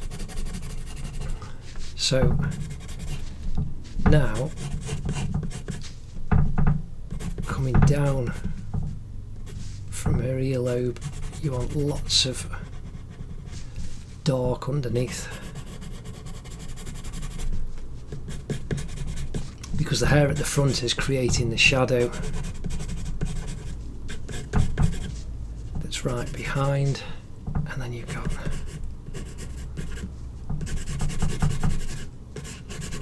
dark shadows going up to the side of her forehead,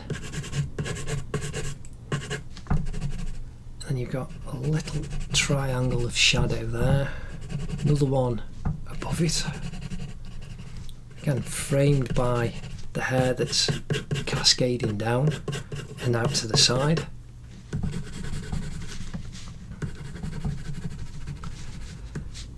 Again, up at the top, and then you've got in that bright highlight there's some shadow that's just peeking through, and we can build on that in a moment. Then when it goes around the back, so now we're going to really finish this off down the side.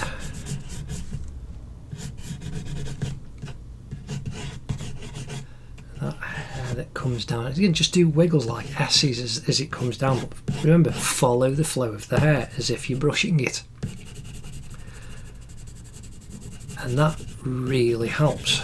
So again, we've got the hair cascading down onto his shoulder. And so you got the cardigan. So straight away you can see Hermione's face is really starting to be framed now by the dark shadows that are cast by, I'm just going to have a sip of water, by a hair around a face. Again, if we do this side now, and you got the hair just going over the top, we need to just build that shadow up a little bit on that side. I'll add a bit more detail in a moment. So the hairs go over the forehead right at the top. So don't worry about the lines crossing over. But then here, you've got your construction line of the side of Hermione's face. Don't go over it. Now there is very tiny little detail there. Is Hermione's right ear. So you could, don't press on too hard there. And you can just, I mean, it's barely noticeable, you won't see it there, but because the tone is a little bit lighter than the dark I'm really pressing on now, that's how you can just indicate the slight indication of Hermione's right ear. So now we're coming down and we've got that hair, and then the dark coming out down that side, and then filling the darkness in there, and then you've got a little triangle as the hair goes up to the clip, and the clip has a very dark line on. So here you can see that Hermione's face is being framed by her hair, and the shadows are really accentuating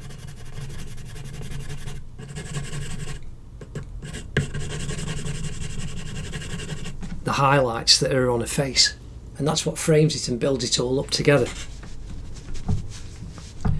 and builds your picture and gives your picture more and more form.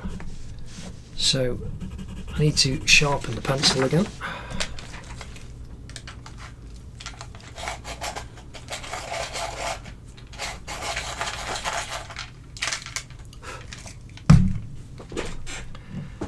And so now that was the end pinging off. I'm going to fill in very quickly around these shapes. Hermione's jumper.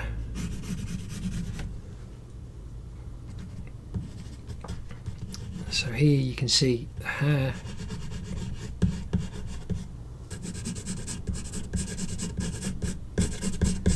Comes down.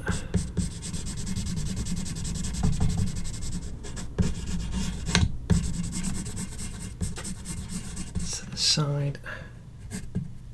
We need to really frame that collar. Again, I'm doing this really quick. If you spend a lot of time doing this, you can make it look as detailed or as soft and smooth as you want. But I'm just using the side of the pencil very quickly to fill in as much as I can.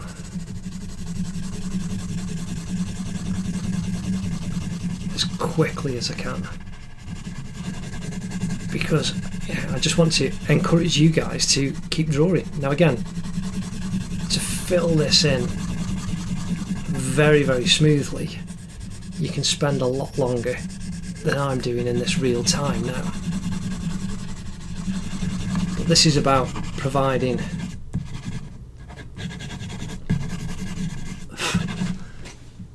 a shape and a tone. Now again, you can see a lot of the hatching lines that I've done.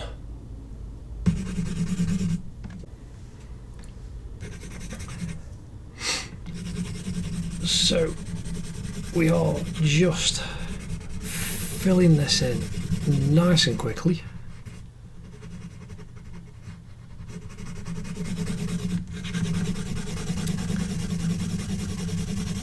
Using the side of the pencil, you get a lot down very quick, but it does rather use up a lot of pencil very, very quickly. So, and you can also see down on this side of the collar and underneath this part of the left collar and underneath the hair, that's where you want it really dark, where the shadow's much more intense. But it does rather eat through your pencils. So I'll just sharpen this again. And if you check out How to Draw Anything Part 1 and Part 2, I think I deal with shading as well, you'll see the little rotary sharpener that I use. And you can get battery powered ones, and I might actually invest in one day. But I've had that for a long time, I think since I was at university. So that's going back into the early 1990s. So it's done a lot of work with me, that sharpener has. And it's funny how we get attached to certain things and bits of equipment.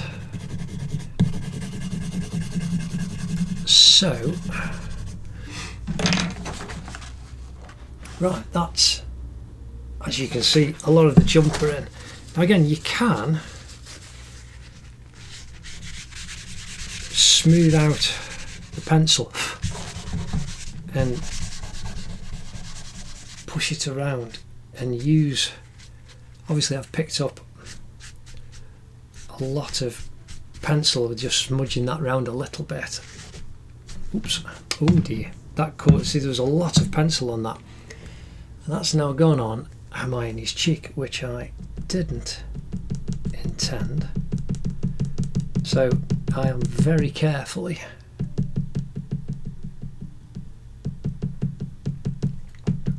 just lifting that off, just dabbing gently with the putty rubber. There we go. So that's good. So be careful. Like I say, I'm just rushing around there using the tone that's on this already, and there's just a bit too much really, so I'll fold that over and we won't do that again. So I'm now going to come back to the 2B. No, I'm going to carry on with the 4B very quickly, because like I say, I've just darkened. We can come back at the end.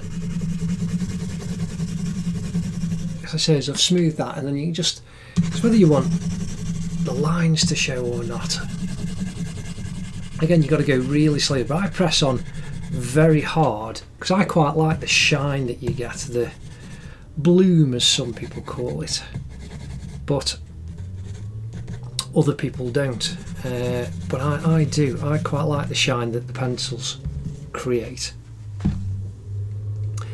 Now I've just increased the dark again on that, so now I'm coming back to the 2B just to give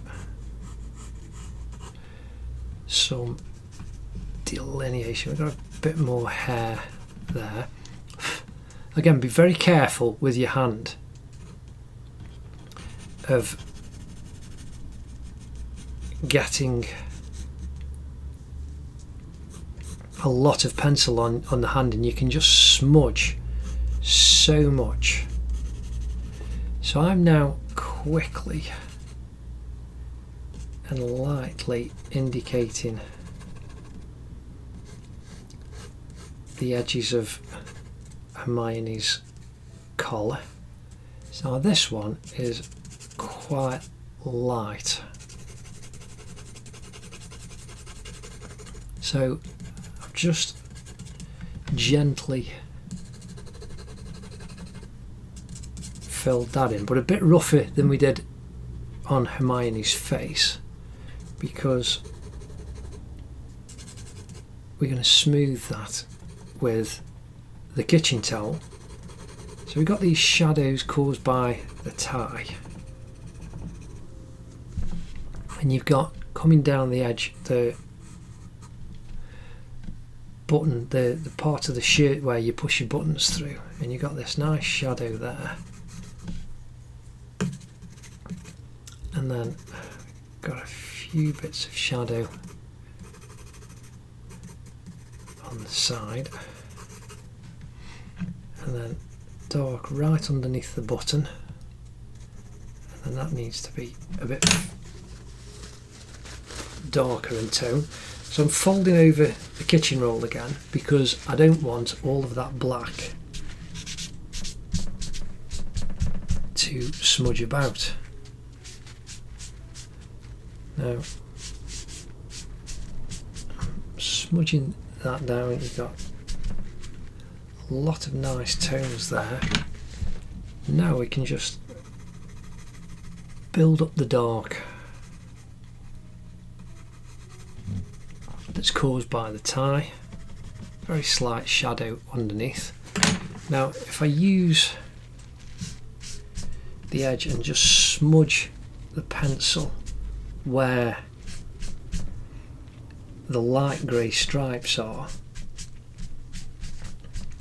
and that will do us a good favour. And then we're back to the 4B just because it's softer and quicker. And I'm just filling in the shapes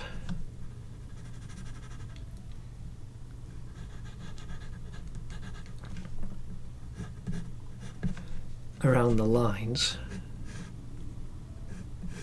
This is really soft. You might be better with the 2B on this and then just put the dark on afterwards at the end. Again, it's all personal preference. You just have a go and enjoy your drawing. So here I'm filling in the dark line, and then you've got the bit underneath. So I'm kind of going for the mid-tone, and then you're going to have darks either side. You can see there's a highlight up the centre, the kind of silky way that school ties are, how they reflect the light. So that's going to be the centre bit of the not done. So that's the lighter bit, and we'll put the dark on in a second. But I'm just filling in all of the tone first. So here what we want is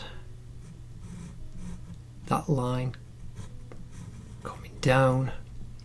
It's the Gryffindor house tie, isn't it, really? And so now we can fill that in, and then there's a tiny little line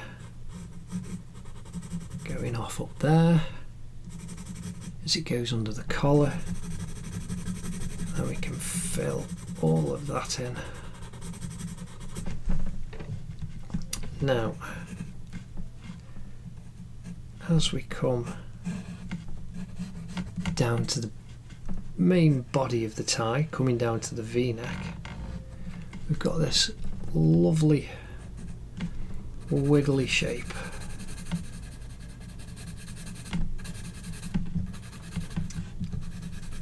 Again, I'm just using the side of the pencil just to fill in, and as you go you feel it actually become flatter.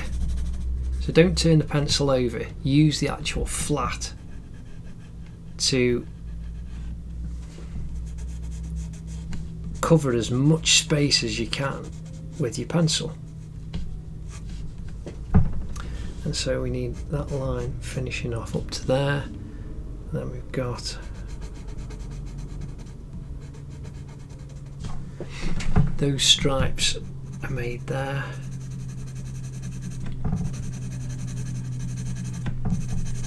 And so there I'm filling in using the 2B.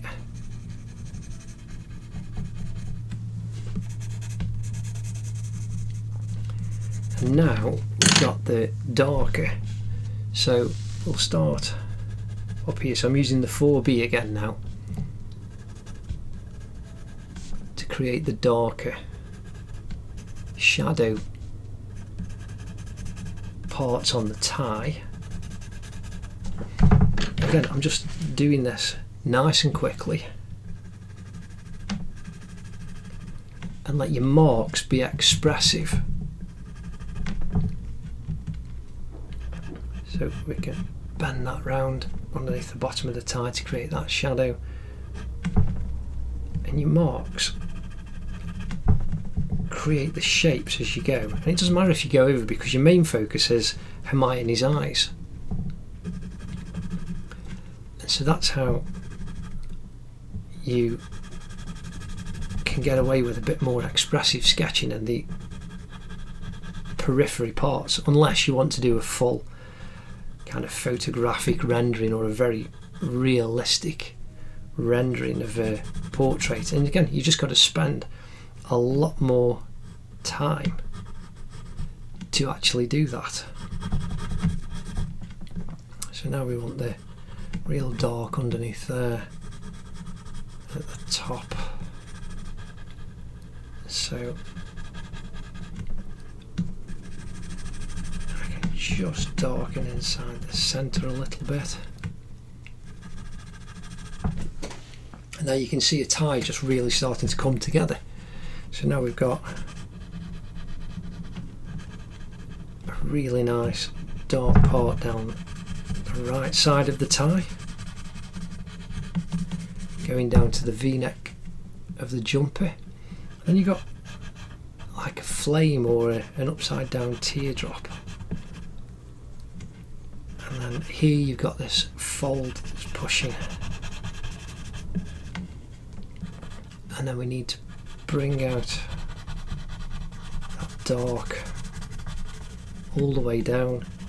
And again, we can just increase the mid-tones on the tie. And then I'm back to the 2B, but pressing on quite hard, and that allows me to crisp up the lines of the actual tie, because it's a little bit tougher than the 4B. The 4B is very soft and you feel it just disappearing as you are pressing on. And there we got that. That's the tie going round. So now we can just darken down, just nice little bits of sketching on the actual tie. We've got the shadows on the lighter stripes of the Gryffindor tie. And we can increase that shadow underneath.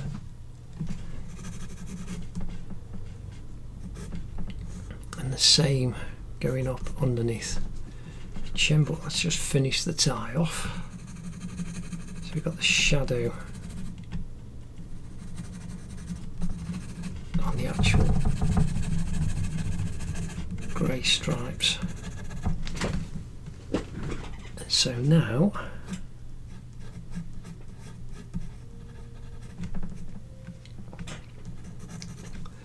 we can delineate that button a little bit. And again, the shadow on the neck. Now I'm keeping my hand using the length of the pencil to keep away from all of the pencil that's on the actual drawing, because it would be very easy to just keep putting my hand on. I mean, it is getting dark anyway, and that's why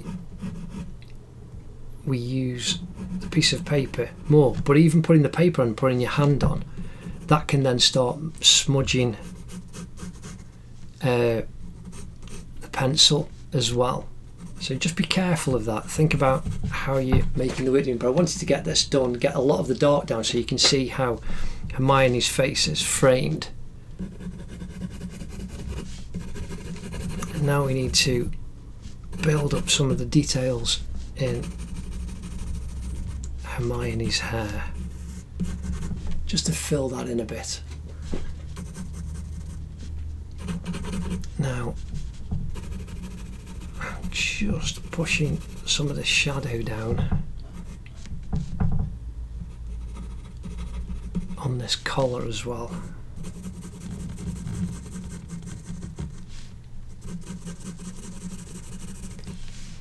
And you can see how it's just creating form going around. So most of the light is on this side, and we need to pick some light up. I'm just increasing the shadow down that's caused by the tie down here.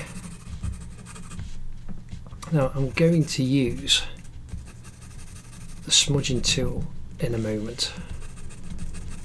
But first we need to do a lot on the hair. So again, I'm going to use the 2B this time because I'm going to use the point as well. And so just keep turning the pencil, and this will allow you to create many more hairlines.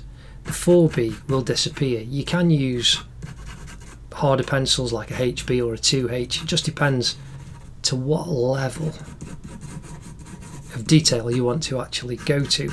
And I also use technical pencils that have got the clicky top, and they've got the little leads in that you put, and that way you've got a permanent size that won't disappear. And the Stettler ones that I use have got a 0.3, 0.5 or 0.7. Well, I don't use the 0.7 anymore. My wife's had the 0.7s off me because the pencil's fatter and it's better for that kind of thing.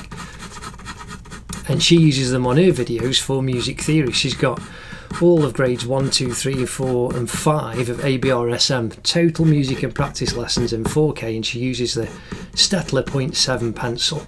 I can just waffle merrily about this because I'm just filling in air, so just watch as we increase the intensity of some of the shadows, and I can just keep turning the pencil so as I've got a sharp line.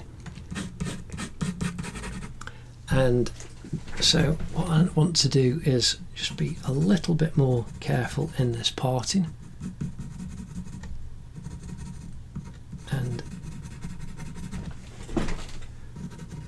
the same on that side. And she, as I was saying, my wife Sharon Bill, if you check out youtube.com/Sharon Bill, you'll find all of these lessons, and she's helping people all around the world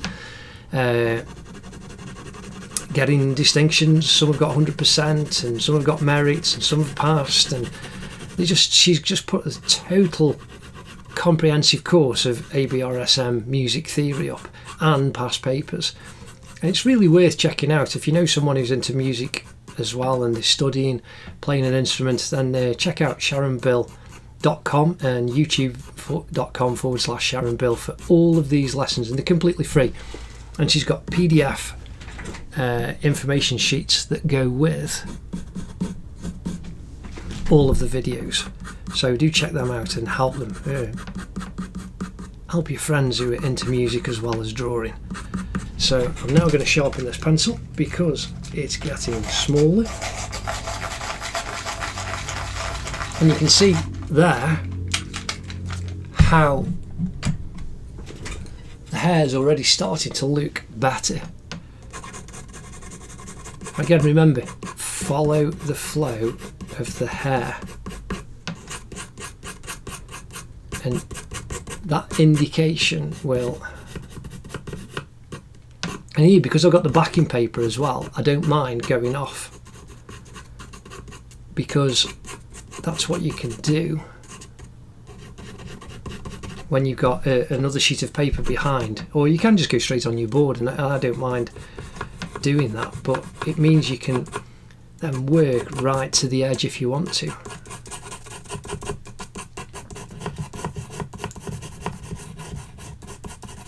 And so now,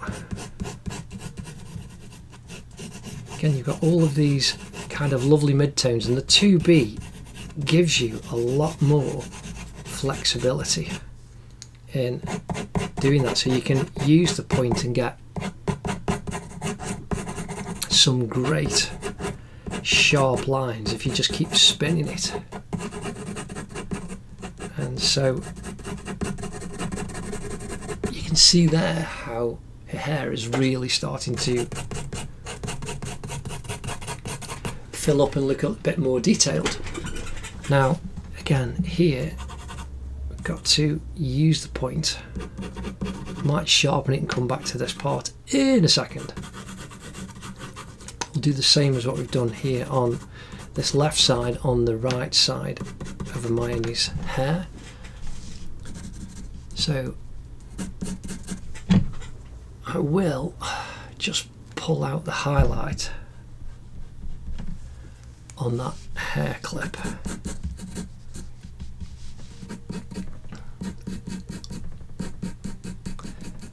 So here, as the hair comes down to the hair clip, and you can see how the hair goes out to the side there, and then there's a piece that comes around and it's got that highlight on top. And then you've got all of these wavy bits. Remember, it's like an S, just little curves. If you do S's going down, that's how you can indicate. And you can see there, you've got those curves going around. So I'm curving inside. I'm following the flow of the hair with the pencil, and I keep turning it so that there's a slightly sharper point, but it's getting blunt now.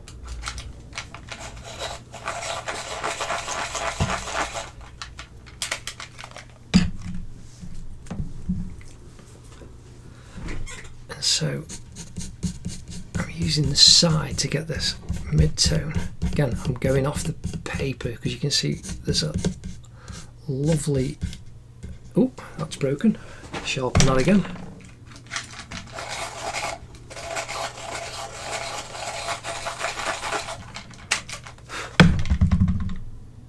That's better. I just broke the edge of the pencil. Like I say, if you press on too hard sometimes, these are soft leads. You can't snap the pencil straight away. So I'm drawing those curls down, and then here it's all going to be in shadow. There's no highlights, but I'm just indicating the lines of some of the hair that's coming down.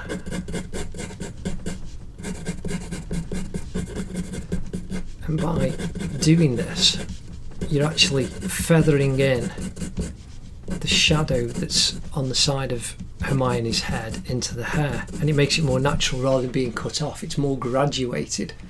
So that's something for you to consider. You know, don't, where it's, you've got this solid line, you don't want that here. It to be more natural, it needs to just taper off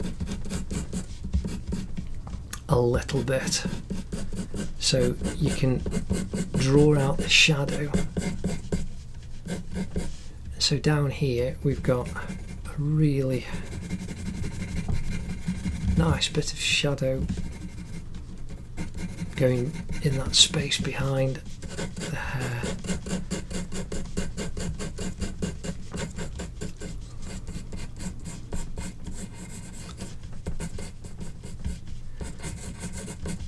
And this is the thing with very curly hair, or any kind of hair, it's quite time consuming. But don't let that put you off. You know, again, learn to make marks. So if you're doing quick sketches like this, then you can learn how to develop your mark making to give the impression, so that when people focus on the eyes, this looks as you want it to, for people to look at hair and go, oh yeah, that's hair that's curly or straight or spiked or messy or ringlets or whatever it may well be. That's your job, creating the marks with the pencil and your eraser to convince people that they are seeing hair around somebody's face. And so again, same thing, you've got little wispy hairs going onto Hermione's forehead there, and then the dark, we've got Hermione's cheek comes up and you've just got a little kind of wiggle into there. Now the dark comes round right underneath that light patch.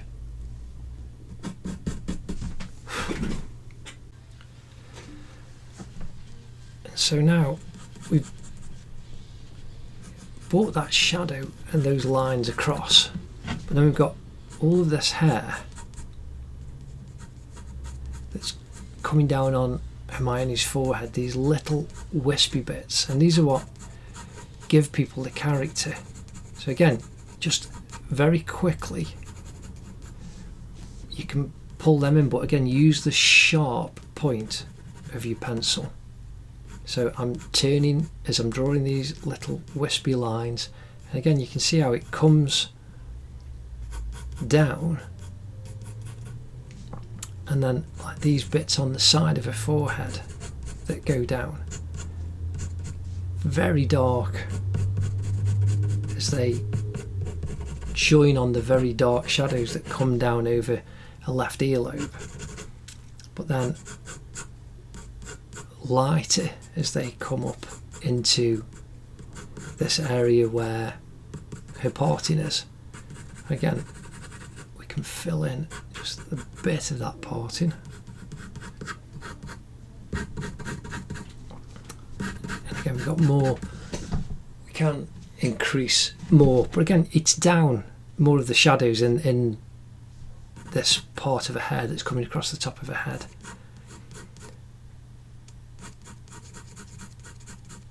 But it's down to the level of detail that you want to achieve on your picture. So now I'm just fuzzing the edge that comes down there.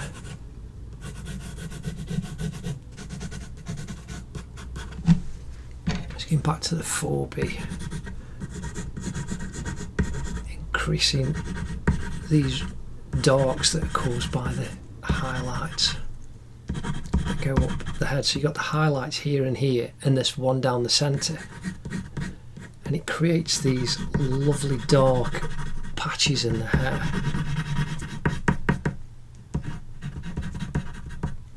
And that's what you can do with your pencil, is you just keep going over the image, increasing the intensity as you go. Now I'm going to use the smudger because it's a bit like a drawing tool. I'm going to increase the shadows around Hermione's face, and it just softens it and makes it look more gentle. And as you go, you can just wipe bits off on the kitchen towel that you've got. So I'm darkening down the bits under her eye where her eyelid's causing the shadow, and again coming off this edge of her eye down here, I'm increasing the shadow, and you can just hear it's just compressed paper, and they are really good. So just like a kitchen towel is paper, this is just compressed paper, and it's great as a drawing tool. So here we've got that little highlight that's going up. It's got a bit too much on, so because you're right next to this dark,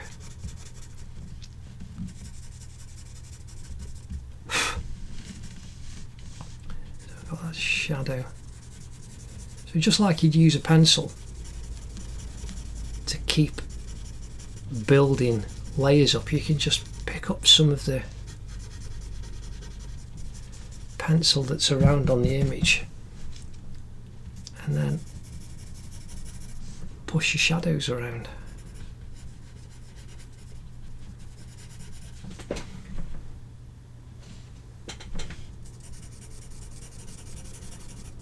So you can see the side of Hermione's head really starting to show more form. Again, under her nose, the shadow down off the side, coming down a cheek, underneath the bottom right side of her mouth, coming down her chin. And this is where those little pencil lines that you put on, you can either leave them if you want them more scratchy, or use a tool like this and you can build up shadow exactly the same. So now I'm very, very lightly just pushing the pencil around. So now we're going to intensify over a left eye, and the shadow that's down and around this left eye, going up to the left side of her head.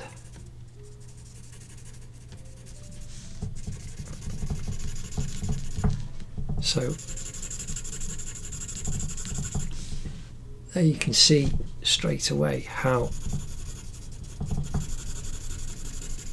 she's now got the different planes. So she's got the sides of her head that are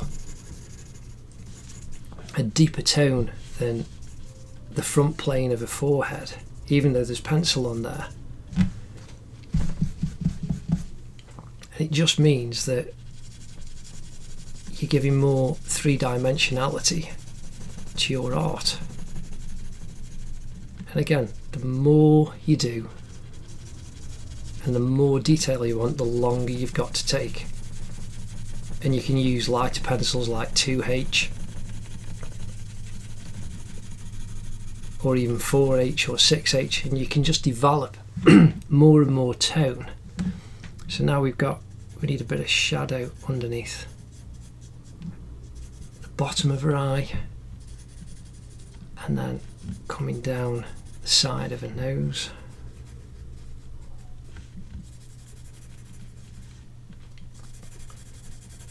So the left side has got more shape and form, and then a little shape in between her eyebrows.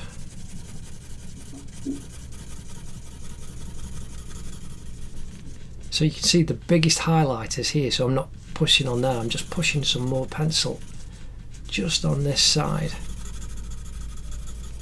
so that there's more of a highlight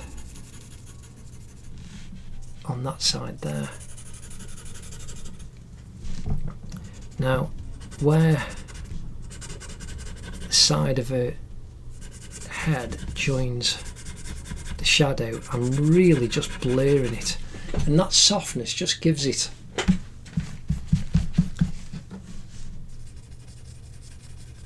a bit more reality. It's just nice having that soft edge rather than a hard one. So I'm doing the same down this side now, and then her ear has got tones in caused by the hair and shadows, so I'm just using the smudging tool to push that down and create the shadows that are there on her left earlobe.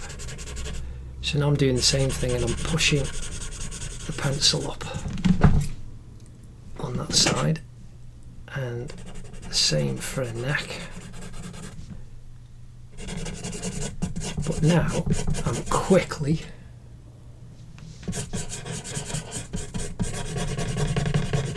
pushing some of the pencil round in her hair.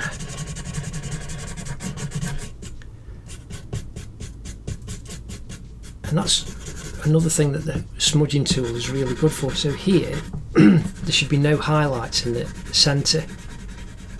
So rather than using the kitchen towel, actually using the smudging tool frees that up without you getting lots of pencil smudge all over the clean areas of your drawing. This is really getting there now.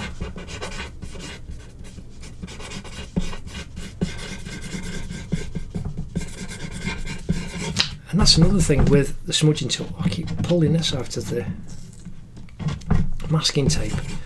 If you catch it and knock it up like that, if you just treat it like a pencil, you'll get your hand doing faster strokes, and that will benefit you when you come back to using a pencil, because you're not concerned about creating lines or being careful. So that's a real bonus. Now I'm pushing this these tones down so there's no highlights again caused by the shadow.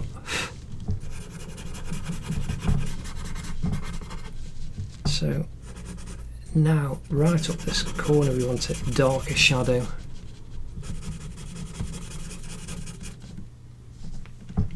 And the same thing under the chin, caused by the collar and the chin. And then the same thing by the tie. We can really increase the shadow that's caused by the fabric and the folds and the creases in the fabric. Now we're really getting close. Just some final detailed bits to do soon.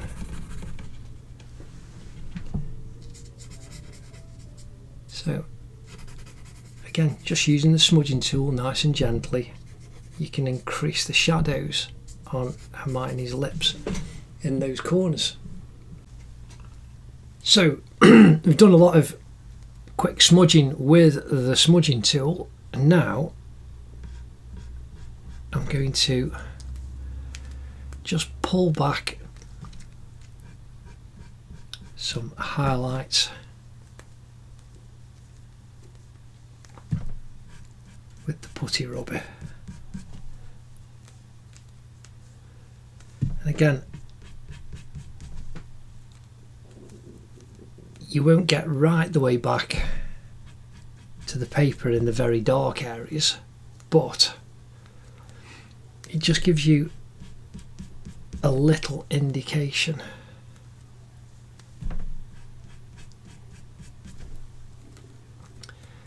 Just like making marks with a pencil.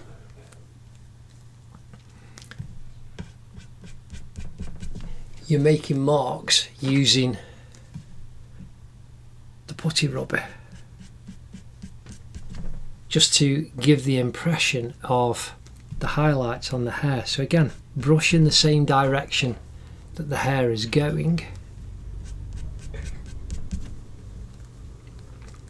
and that's what gives you the effect of the light on the hair. So you can see here where the strong highlight is, I'm just pulling out, and I keep kneading the eraser to get a fine point. So that's the hair clip, and just on the other side you've got lots of like little highlights on the hairs. So I'm not doing every single one, but what you're doing, then you got this one here right down the bottom, and then across the middle just pull a bit of the tone back up so it's not as much, and this is how you get the effect of the light on the hair. And you just keep kneading the eraser and going over the same bits, and you just pull a little bit off at a time,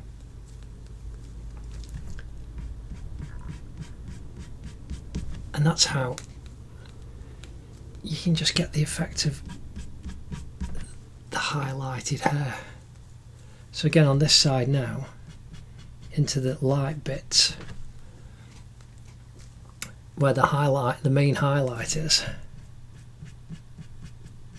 going into the dark where the shadow is going into the parting. You just giving an impression, and you can see straight away how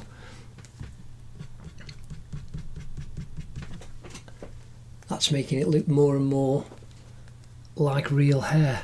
So again, we've got highlights on these curls coming down on the edge,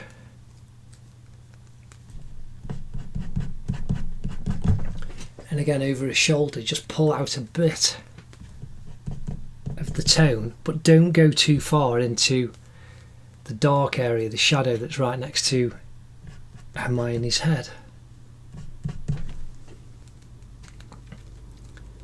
And if you want to do really realistic hair, then you have to be very careful and leave more and more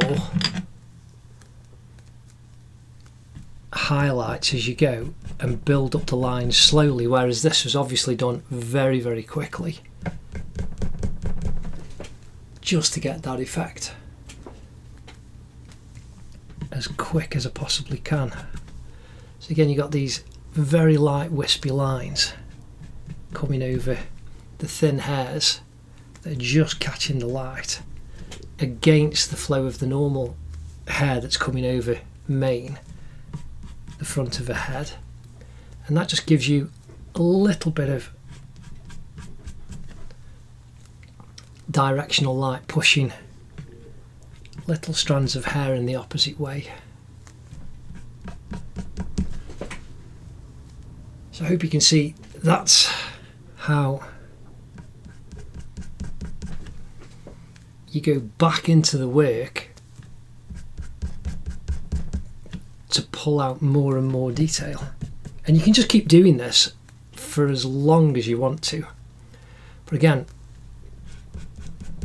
I'm just trying to do this as quick as I can in a couple of hours. So you're seeing this in full real time, but the more time you spend, the longer. So I'm pulling out the gaps in the hair, the highlights just over his shoulder now on both sides. But the longer you spend, the more detail you can actually put in.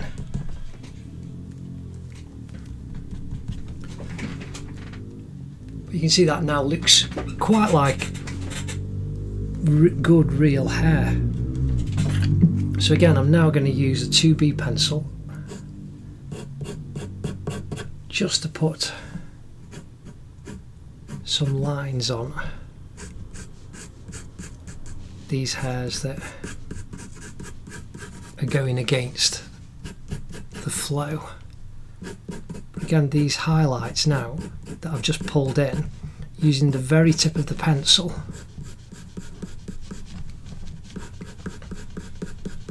it creates that transition from very dark to very light, and you're giving people the illusion of very complex hairstyle, but you're using just impressionistic marks to get that down as quick as possible. So again, this part here, we want some more light. That's looking quite good. Now, what we need to do is really pull up the highlights on the shirt. So you've got the edge above the button itself, the very edge of that collar. Again, this one going up there. And I'm just going to dab in the centre, that'll give me a few highlights. And then where the collar is next to the neck,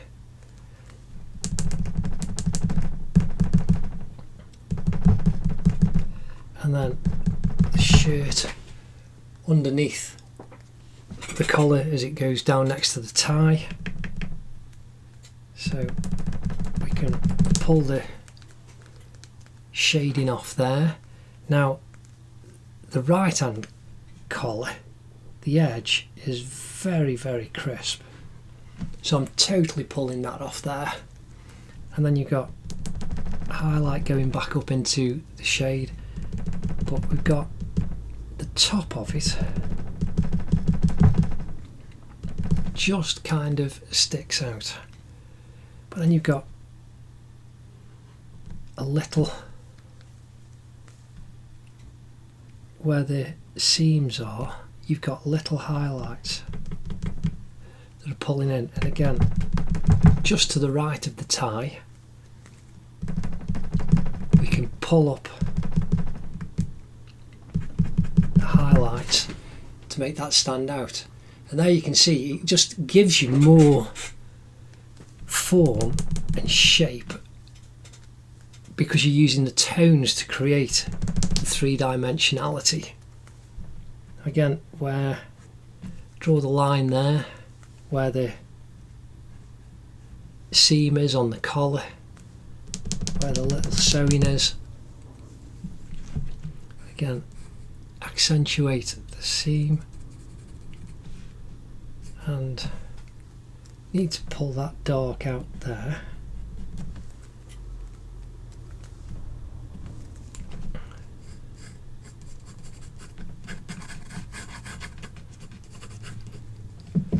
And we've got some hairs coming over that collar,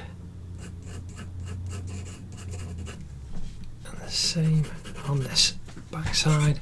Now down here on this ear, now I'm resting my left hand on my right hand so that I'm not touching, but you need to be very careful because you've got Hermione's hair coming down and going over that ear. So I'm using the 2B and just indicating some hair as that comes down and putting a little darker tone in the crease in her inner earlobe.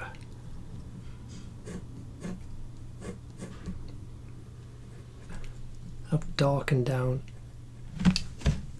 underneath the little ear piercing and then just highlighted that with the eraser. So now it is pretty much just final details. So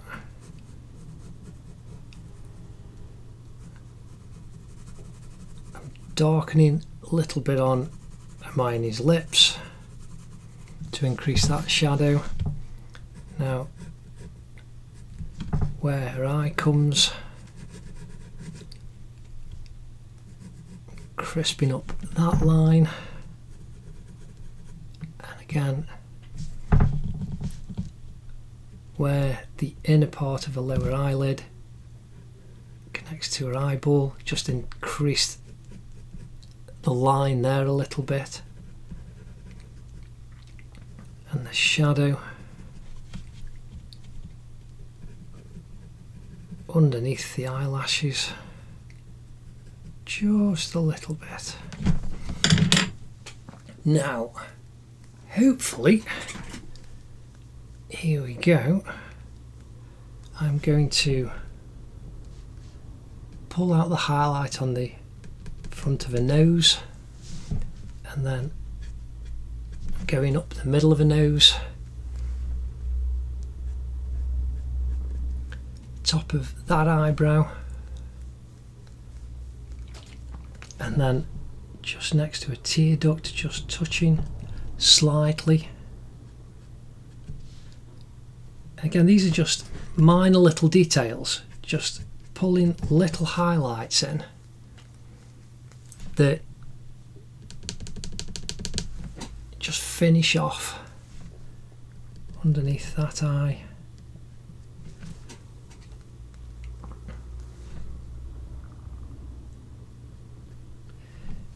Highlight right on the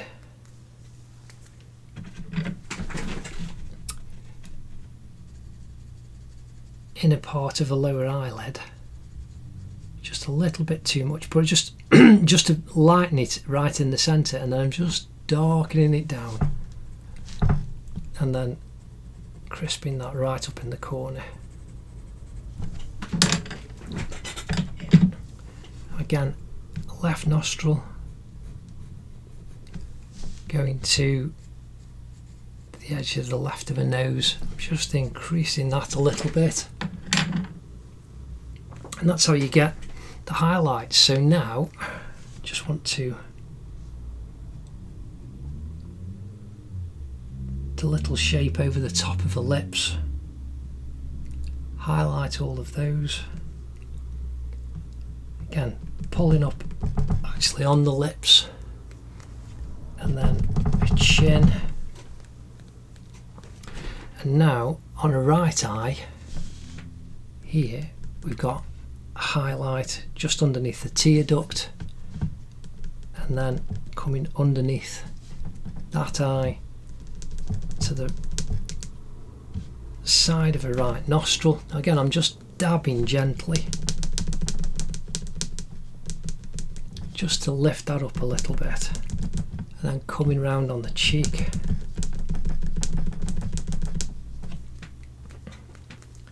Same thing, just lightening that shadow, and there you can see that's looking pretty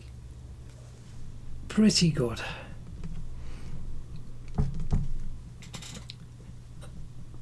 Just touching up some more highlights on the shirt and lightening that up.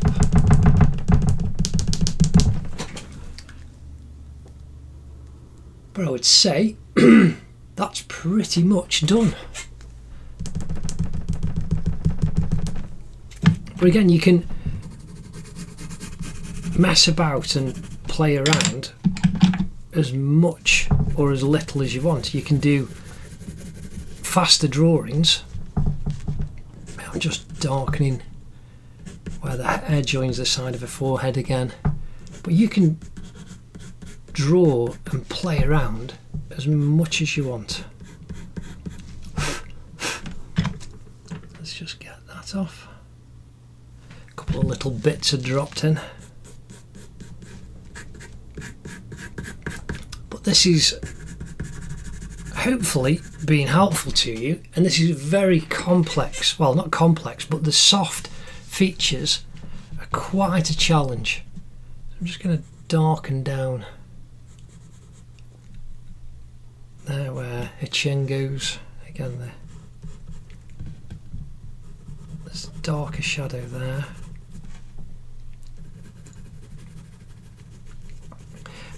But this is good practice doing soft features, but you can see how the light all builds up to create the effect of hair and soft skin tones, and it's just using the dark and the light to build that up. I hope you've really enjoyed that. I've enjoyed doing that drawing. I know that these tutorials are long, they're about 2 hours a piece, maybe a little longer, but this is really good. Check out the time-lapse videos. Please do like and subscribe, but have fun drawing Hermione Granger. Thanks very much. Take care. See you in the next video. Ta-da.